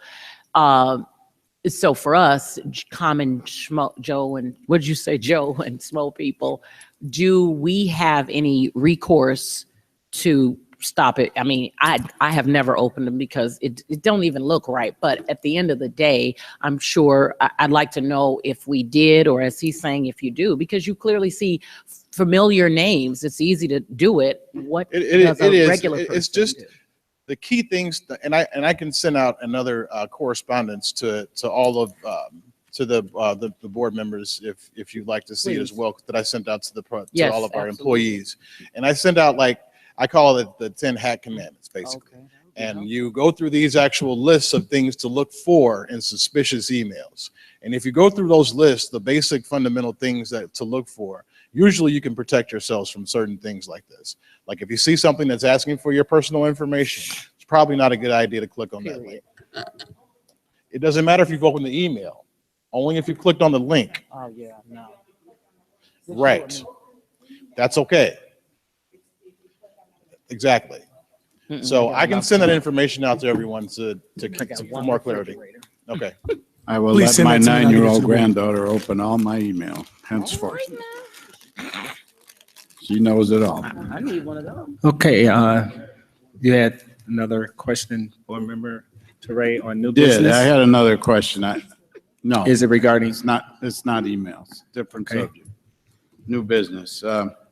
I wanted to know if we're using Saturday detentions, and I'm hearing talk, and I don't know, the validity of this talk, that some administrators are saying, well, I'm not getting paid for Saturday, so I'm not going to do a Saturday detention. And I thought all the contracts said other duties is assigned, and they're salary people. If a deterrent for behavior is to bring some children in on a Saturday and take some time off their free time, what am I hearing about administrators saying that they refuse to come in because I'm not being paid for a Saturday? What is that about? Can you be specific? Do you want to name the administrator? No, I don't know. Mostly I got this info out of the middle school, but tell me what this is about. No one has brought to my attention of an administrator refusing to do Saturday school. I'm not aware of any Saturday schools taking place at this time. I do know at the secondary level, they are trying to come up with various different ways to deter specific behavior. So that may just be discussions on their part, but no one has contacted me regarding Saturday school as of yet. So they're not doing detention on Saturday? I have not heard of anyone doing a detention on Saturday. Didn't we used to do that regularly, Saturday detention? Yes, ma'am. And what we got a lot of out of those Saturday schools at the high school, I remember having the discussion, was a lot more suspensions because the parents wouldn't bring them there. We weren't getting many people to show up or anything like that. So after you've gone through what was called, you've gone through the regular detention, then you go to in-house, and then you go to Saturday school, and then you would go to suspension, and it wasn't being successful. So what are we doing to make sure that we're getting? Well, they have this thing called lunch, what do they call it? Yeah, but Lunch. how many lunch detentions can you do? Every day, and kids hate them. And the reason that the kids hate them is they're not allowed to eat with their friends. Are we enforcing those at all That's schools? At all schools? Do we have them at elementary? Do we have them at middle school? And do we have them at high school levels? I know they have them at the high school level because that was an intervention that the high school said they needed to make in order to get, and besides the actual lunchroom detentions, they also go with this thing called social probation. And if you're not serving those detentions, you go on social probation and you're not allowed to go to the basketball games, the football games, or your proms and your dances. Okay, but you're talking high school level? I am talking high school What level. are we doing for, I don't know how to terminate this, put it in words. Middle What are school? we doing for the younger kids when they're given, are they given detentions? You know, I would really have to check into that. To be honest with you, the issues are at the secondary level, middle school through the high school levels. I think you're incorrect in that statement. But I think I think our right. middle school has many issues, and I'm wondering what we do there for discipline. That's what I'm saying, that the most of the issues are at secondary, the middle you're- school through high school. So I know that they both use lunch detentions. detentions there, or what are we doing? They do detentions there as well. I think what they do is they determine what intervention works best for them. So you may have at the middle school level, ripples effect. That may work more so than a lunch detention, whereas at the high school, a social probation may work better than, let's say, a lunch detention, just because kids are more active once they get at that high school level. So you really have to learn what works best for the type of students that you're serving. I know that when I speak at the high school, when I speak to administrators at the high school level, they are constantly trying to come up with new things to help intervene and change discipline. What works for one may not work for the other, but they are constantly searching, trying to come up with different ways to deter, unwanted behavior. The middle school, I think, is a lot easier. I've never had anyone from the middle school call me to say this is just not working. They come together as a team, they put things in place, and they are very consistent in what they do. Are they reporting to you the form of discipline and how it was served? For instance, they say 2 lunch detentions. So are we being assured that those are being served? The only report that I get on a daily basis is suspension notices. So every time a child is suspended from school, I get that notice. I read it to make sure that it is compliant with Senate Bill 100. But in terms of other discipline, I'm not notified daily. I can run a monthly report to determine what is being utilized.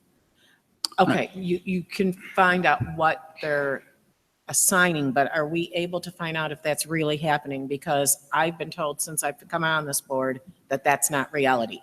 You give a kid a 5-day detention or a 5 lunch detention, and it's not being served, so what's the purpose of giving it? So that is my question, is how do we have a tracking factor? I can find out. I know the high school keeps data on everything that they do in terms of discipline.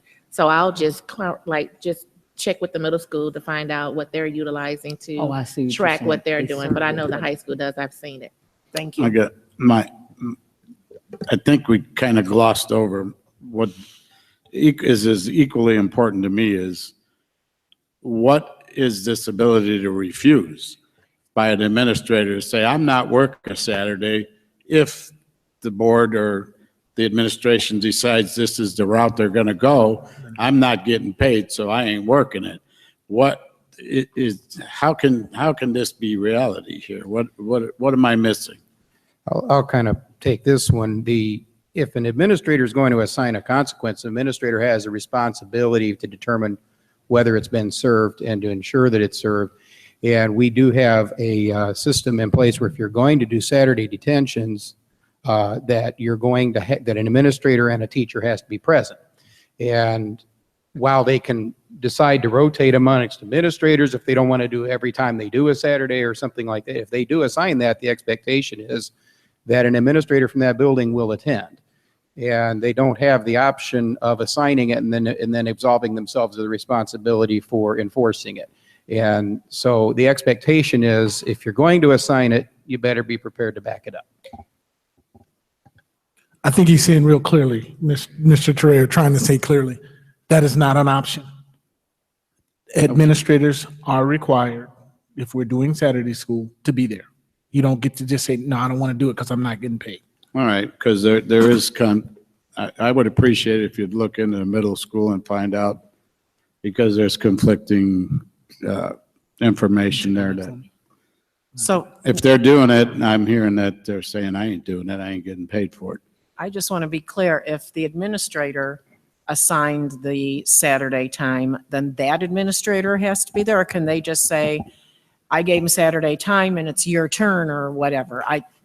Maybe that's an issue that one administrator gives out 3 Saturday times, but it's not their day to do it, so the other administrator doesn't want to do it? I mean, is that a possibility? How does this work? A building principal could decide to set it up however it works best for that building. So if you're a building with, multiple administrators, you don't have to, you could set it up so that one administrator is only doing a couple a year, that kind of thing.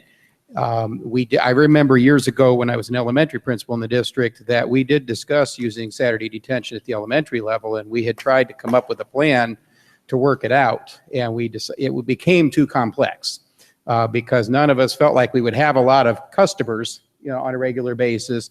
And so to send a Talala kid to Balmoral to serve a Saturday detention didn't make any sense. So we pretty much let that go and chose to go other routes. But now middle school and high school have from time to time I believe they've gone back and forth on it. I do not believe anybody's currently using Saturday detention. But like I said, if they did, the expectation is an administrator is going to have to be present. And if the building principal, I would expect the building principal would not be tolerating an administrator who would say, I'm not doing my turn at that.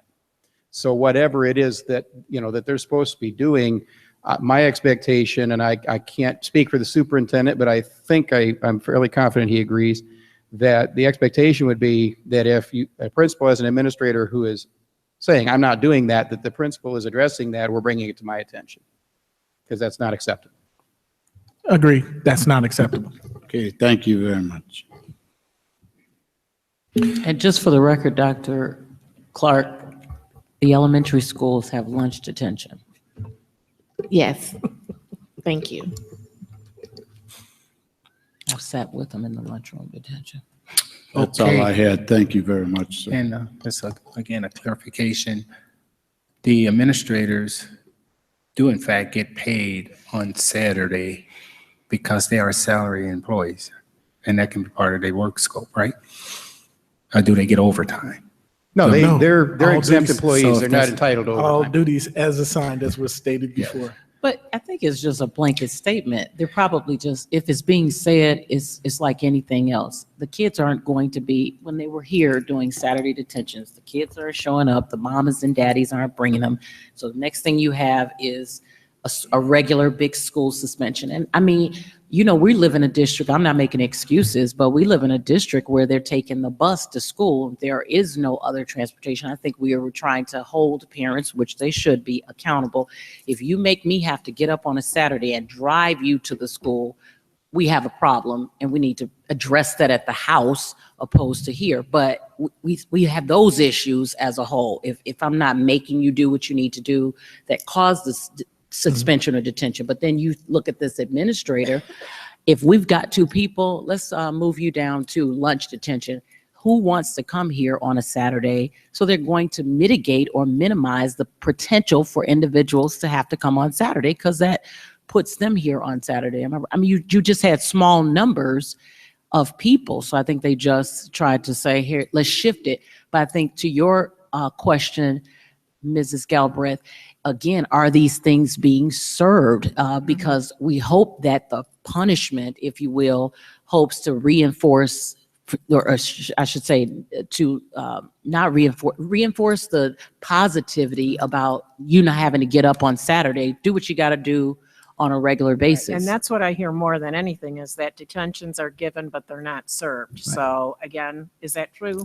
I don't know. That's the only thing I've ever heard. I haven't heard what Mike did, but there are many parents who say, well, my kid did it, but the other kid who got in trouble didn't. And how do they know is my question. But If I can share just a quick anecdotal story about this. Earlier this year, Ms. Trish here at the high school had indicated that a number of students had skipped out on their lunchtime detentions. And so she made a global announcement before the homecoming that anybody who hasn't taken care of their detention by Friday of this week is not going to be allowed at the homecoming dance. And that day they had 87 students show up to lunch detention. So it's working. It's working. that's a great idea. Oh, man. Yeah, it has an impact on the kids if they don't want to do what they need to do. Okay, great discussion. Any more new business? I have a few things. Okay. The first thing, Dr. Cunningham, you're probably going to want to take this to the attorney. That was the suggestion that I was given after speaking to Perry Hill. I have received a couple of complaints about the use of cell phones at our business meetings, that it breaks OMA. So I tried to find that out myself by reading all the stuff in OMA and talk about an experience. Anyhow, I wanted to make sure that I was interpreting what I was reading correctly, so I did call Perry for assistance. Perry told me that what these people had contacted me about did have a valid point, that we are not supposed to be on our cell phones during a business meeting. He did send me information on a ruling made by a court wherein somebody FOIA'd that information off of cell phones, and the court ordered them to provide that information, to take those cell phones and provide the information that went across the phones at the time of meetings. So Perry suggested that we contact our attorney to see how this affects us. Is it something we need to be concerned about, et cetera? Because someone has brought it up that they seem to think that there's an awful lot of cell phone usage during our meetings, and that is not to be. So I am bringing that in front of my fellow board members so they're aware of it, and I'm asking you to speak to the attorney and let us know what he understands it to be and what any ruling on this could pertain to us, that the whole spectrum of this, and is there an issue, do we need to be concerned?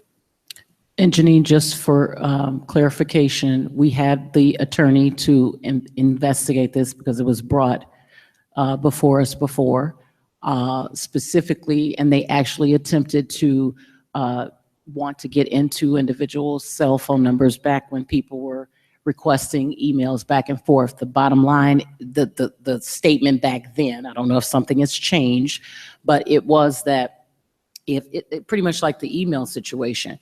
If, for example, I have texted my office several times, I don't work for the school district, I'm going to respond to my boss, period. So they're going to have to subpoena these. At the end of the day, we were told that you are not going to be able to if it doesn't, if they can figure, or if there's a determination that we're, let's just say, conversing business with some company that's doing business with the board, or we're the three of us or something are violating a meetings, but they brought this to us. Oh, I know you weren't the superintendent. We had assistant Dr. You should remember that, Mike. We had Dr. Edison back then. Do you remember it, Terry, at all? But I remember we were at a conference and they sent us, so it should be in some documentation, but it's definitely come to. Right, and like I say, when Perry said to be on the safe side, contact your attorney, let them know that someone has brought this issue to the forefront, and where does it stand and how does it work, and make sure that we're all on the same page. So that's what I'm asking. Yeah, we did. Our attorney did look at this a few years back. The issue came up, just as you say, board members using their cell phone during public meetings, and is it subject to being FOIA'd in some manner? And how he said it at that, taking how it was being conducted with the use of the cell phones, no, that was not subject to FOIA. And Dr. Cunningham, In I that will send you the capacity. information Perry sent me. I just talked to him, or I didn't talk to him, emailed back and forth. And we with can him, bring so up those minutes and we can share that again. he It's gave out there. me, like I say, he gave me that one ruling and just said, go from this, contact your attorney, so I will forward that. It's definitely how it's interpreted to be used, Right. You and I talking on the phone during a meeting, hey, you know what, there's a possibility that they could be discussing board. But I don't think it hurts us to make sure that we're. Absolutely. Did you say it's Up like and some up new, here. the reason you guys got into it, it was new legislation? What was it? What happened that this came up? So a couple of people have just said to me, I noticed that at your meetings, there's an awful lot of cell phone use by your Individual members. people Right, complained. and you're breaking the OMA, and, OMA goes on forever. So I was searching it and read it, and then finally I thought, And what, they- I'm and they gonna call give, IASB for help. That's what right. they're there for. Under the Open Help Meeting- me understand that Open Meetings Act. Open Meeting Act, it does give examples of Right, that. right. It And does then, give like I examples. say, he cited some rulings, so Sure. I will pass it all on to Dr. It Cunningham, is. and I'll pass they it can out. deal with that. So thank you very much. Okay. The next thing is I would like to, and I don't know, I couldn't find this anywhere, and maybe somebody can guide me, fundraising processes by the different groups, classes, whatever. Do we have any sort of process, or do we just let them do whatever they want to do? Oh, there, you mean like organizations that's under the Shell Choir needs to auspices raise of? money, so they do this. My question on this is the 8th grade trips. That money, from my understanding, Mrs. Gasparo has had to have the final payment in, is that correct? For the Washington DC trip? Well, final payments were due last week. Okay, and then people are saying to me, why is there fundraising going on for a trip that already had to be paid for? I don't know the answer to that. Can anybody help me here? Do we have any process, and do we have anything in I line think here? it kind of gives some type of guidelines of organizations that's under the umbrella of the school district, so to speak, PTO, so on and so forth, on fundraising, the things that they do. Well, these are actual school organizations or school classes. I couldn't find anything in policy. That doesn't mean it's not out there, but Right. I'm asking for help on this because I'm getting questions. Well, the only thing I can say to it is certainly you have to put in a request to the building administrator saying what you're raising funds for. And again, it goes in, what do they call it? The activity, your Activity accounts. Your account, your activity fund. So people don't get to, it's not like you can spend the money yourself. You know what I mean? Okay, but who chooses? I mean, for instance, they sold gift cards at some point, and that was an official form, and everybody did it, and blah, blah, blah. Now, somebody else over here is selling Krispy Kremes, and somebody else over here is selling World's Finest. Is there any control by the school over that on how they raise their money for a school trip, school project, school, whatever? Yes, it has to go through the principal, and the principal has to authorize it. And then you have the other things that come up with it too. Because if you're talking about Krispy Kreme donuts now, so whenever we I have hit the those nerve? issues, well, it's not a You hit a nerve. It's You hit a just, nerve. I enjoy them myself, but when you start talking about Krispy Kreme donuts and other treats of that nature, there's only certain times that they can be sold in schools because you can't have them. They're not competing. being sold at school. They're They're selling taking them on their orders for own. dozens that will be delivered after the fact. Like somebody's taking orders for their kid and they're raising money for their Washington Yeah. DC trip. or It's not whatever. go into the cafeteria and buy a donut. No, it's, right. Yeah. They're putting emails out there, contacting Yeah. friends and say, or people just in general and saying, hey, so-and-so needs to make money for their 8th grade trip, so I'm selling Krispy Kremes. So, or they're selling World's Finest. So I'm just, Let's let see. me check. We'll have to look into that. That does Yeah, not yeah. sound Yeah. like a school-sponsored. Well, I don't system. think it's school sponsored. That's what I'm saying. But Let's- they're saying this is to pay for, so-and-so's going on the Washington DC Absolutely. trip and she needs to raise funds. And to your So they're point, going out and doing what they need to do to raise those funds, I That's guess. right. But how do we have any control over that? You're I talking just need about it. individual people. So if you had, Right. okay, so what they're doing is not tied directly to the district because they want their child to go on this trip. They're doing No. something Right. totally It different. is a school-sponsored fundraiser. It came Okay. from school. The money is going to school, and school will be picking up the.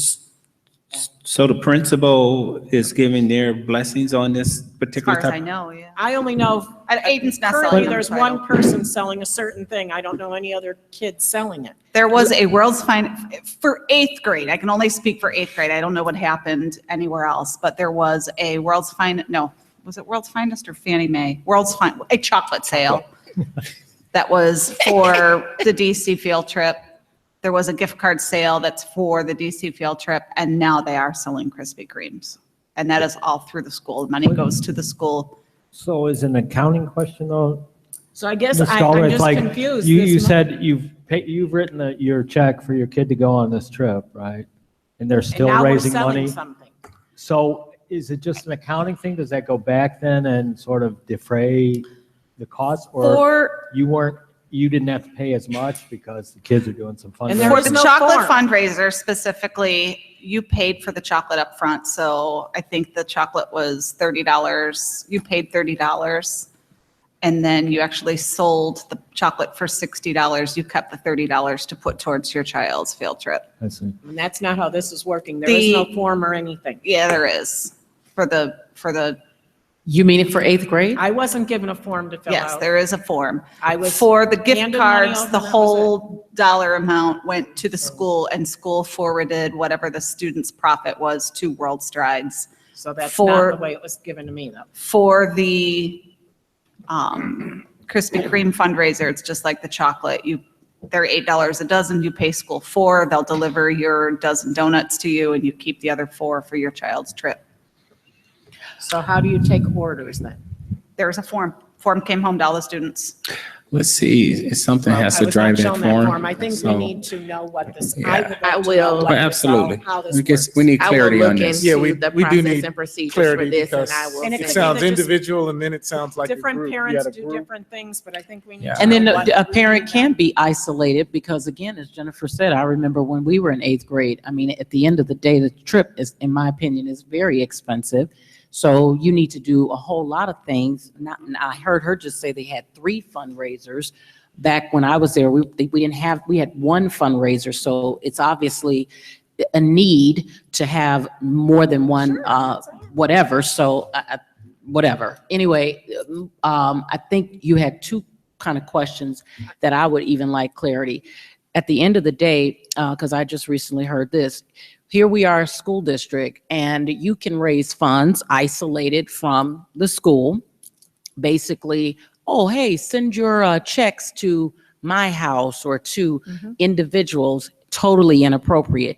If I'm got a student in this school and you're doing something involving school, the check should be written to Crete, Monee, whatever school, because that's who, if something happens to this money, I'm holding you, oh, harmless, is it that you said earlier, or accountable, because the money was given to this school. But if you start on a piece of paper saying, oh, send it to whatever Kim Sanders' address, 3570, then the next thing we know, we have no accountability for things that are going, and you got Crete Monee. So I would like some clarity on the transparency of it, because if anything happens to that dollar amount, we're liable. The parent thinks in their head, this is a piece of paper that came home with the child, but it's actually directing students to send it someplace else. Why? When if it's a, don't, and it was specifically stated, do not send it to the high school. Or where else would you send it? And why wouldn't you send it to the high school? I don't get that. So we have some integrity issues as far as I'm concerned, where that's concerned. If it's a school-sponsored event, then it should be directed to the school, because it goes in an activity fund that anybody can see. But if they can't, if it's going to your house, you get to what? If it's not a check, it's cash. I don't know if people still do that, but if it goes into PayPal or. I don't think any of those things that I've ever bought to support school, the money, my check is made out to the school, because I don't know, are they all prepaid and then that person gets their money back? Because I've never, in all these years that I've bought stuff from the kids, it's either cash to them or a check to them, because they're raising the money and they have to turn a certain amount in. So do we have fundraisers where we pay directly to the school? I'm sure that they will have opportunities where they will take a check and pay it directly to the school. You have people who will also just give cash. Now we're talking about, I believe we're talking about instances where if my child is selling Krispy Kreme donuts and I have 50 people trying to write a check, you may have a parent that will say, write the check out to me and I will write one check for everybody. That's just what they're doing. But the key is making sure that money goes to the school. So once again, I'll just look at how things have been done in the past years and then just update the board on what I found out in terms of procedures. Yeah, I think we just need clarity, because I do have people saying, well, if the money was already due, why are we having a fundraiser after that? And I was confused by the same thing, so. I believe the purpose was so parents could recoup some of the money that they had already paid out. But I think we need All to be three of clear. those fundraisers for the 8th grade trip did go through the activities fund, or in the Krispy But you Kreme know will that go. because you have an 8th grader. The Right. people out there don't know that. So I think we need to be really clear on how this works. And all of us are kind of sitting here. I don't see anybody other than Mrs. Gasparo who really knew there were 3 fundraisers and what they were doing. So if that would be very, very helpful to me. I don't know about anybody else, but Sure. I would think like that. That's a good opportunity for clarification, either from our superintendent, VI through Dr. Clark, to disseminate the information on the FYI, or bring it back for clarification in the community as a whole. We'll bring it back through an FYI. See And if you there's a have questions, process. Of course, yeah. In place, or do we need to clean it And up? what is the process? So Yeah. that we all understand it if somebody questions it. And not only that, we got a process in place. Now let's Making sure put that it back it's- out there and clean it up. Okay, good discussion. Any more? I have one more. Okay. I received a BOE robocall last night. Christian was asking me to come to the meeting today. Did we start that? I know that those occurred previous, but I was not aware that we had started that back up. I think it was discussed, I can't remember which committee of the whole meeting, where Dr. Hall had stated that she would like us to get started with those again. And we're supposed to start them in January, but we didn't get it set until actually now. There's a list of who's going to be next, and we're going to keep them up. Yes. What do they do? Call us in to record them? Yes. Well, no, you get a call on the phone. Oh.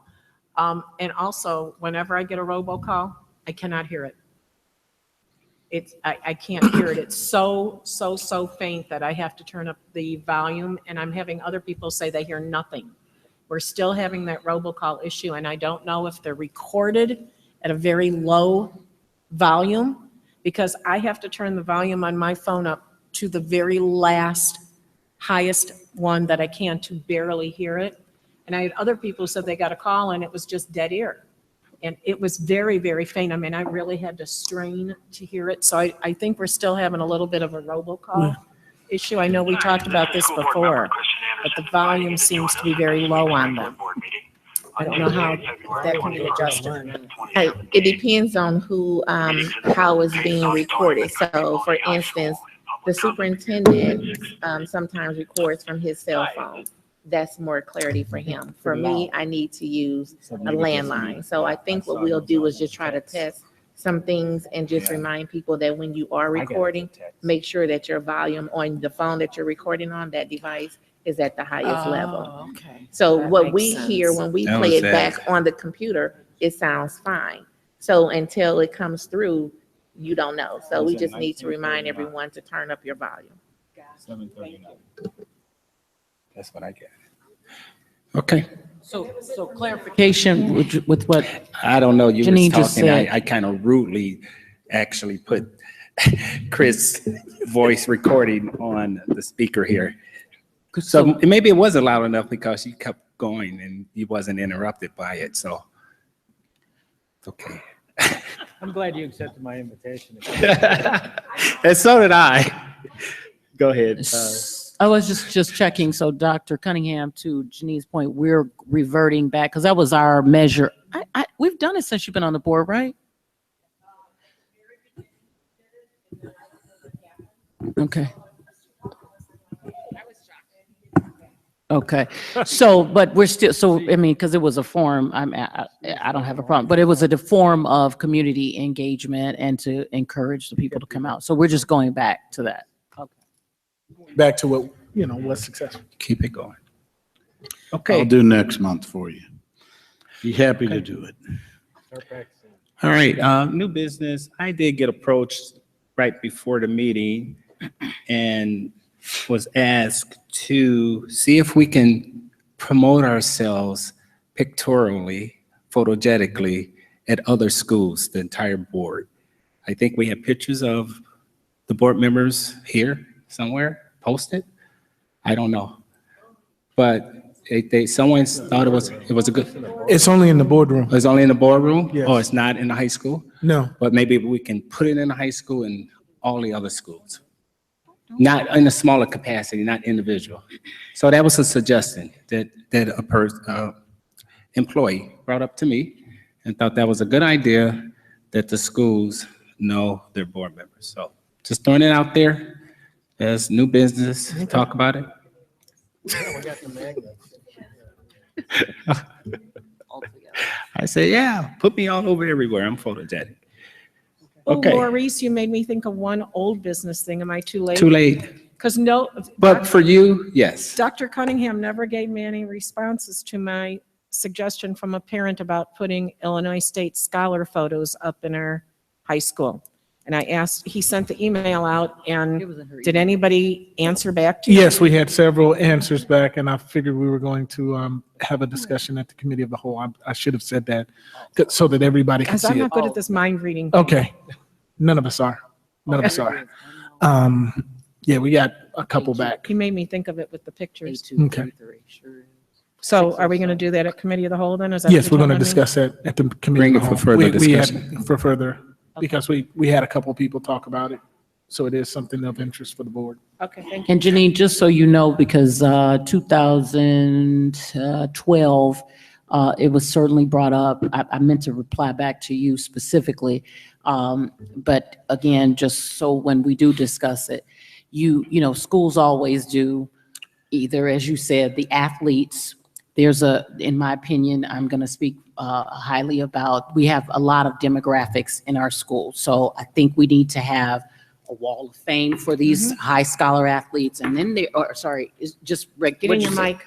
the athletes, the athletes as well as the scholars.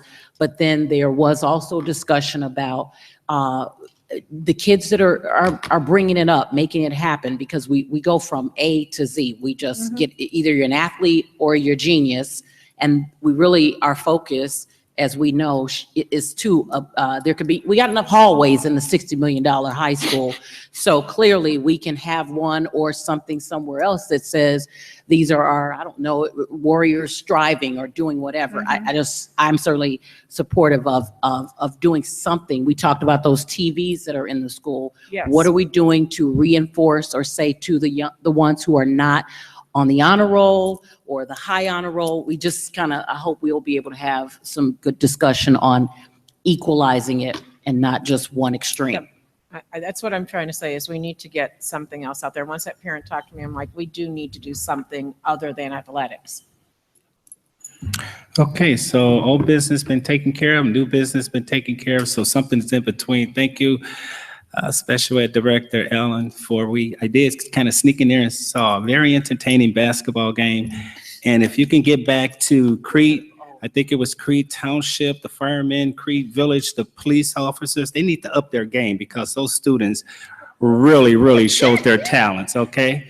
I mean, it took the adults like 20 minutes to score 2 points, and the students was up there. So good job, good job. I did kind of sneak in behind closed doors. I didn't get a chance to say hi to you, but good job. I guarantee you the next event, I'm gonna broadcast it more, publicize it more myself, and be there to participate and support, okay? Mo have some game now, okay? Just want to let you know. All right, if there's no further new business or old business, no reason for a closed session, like a motion to adjourn. Second. Moved by Gasparo. No, Galbraith and Galbraith, second by Gasparo. All in favor, aye? Aye. Any nays? We are adjourned at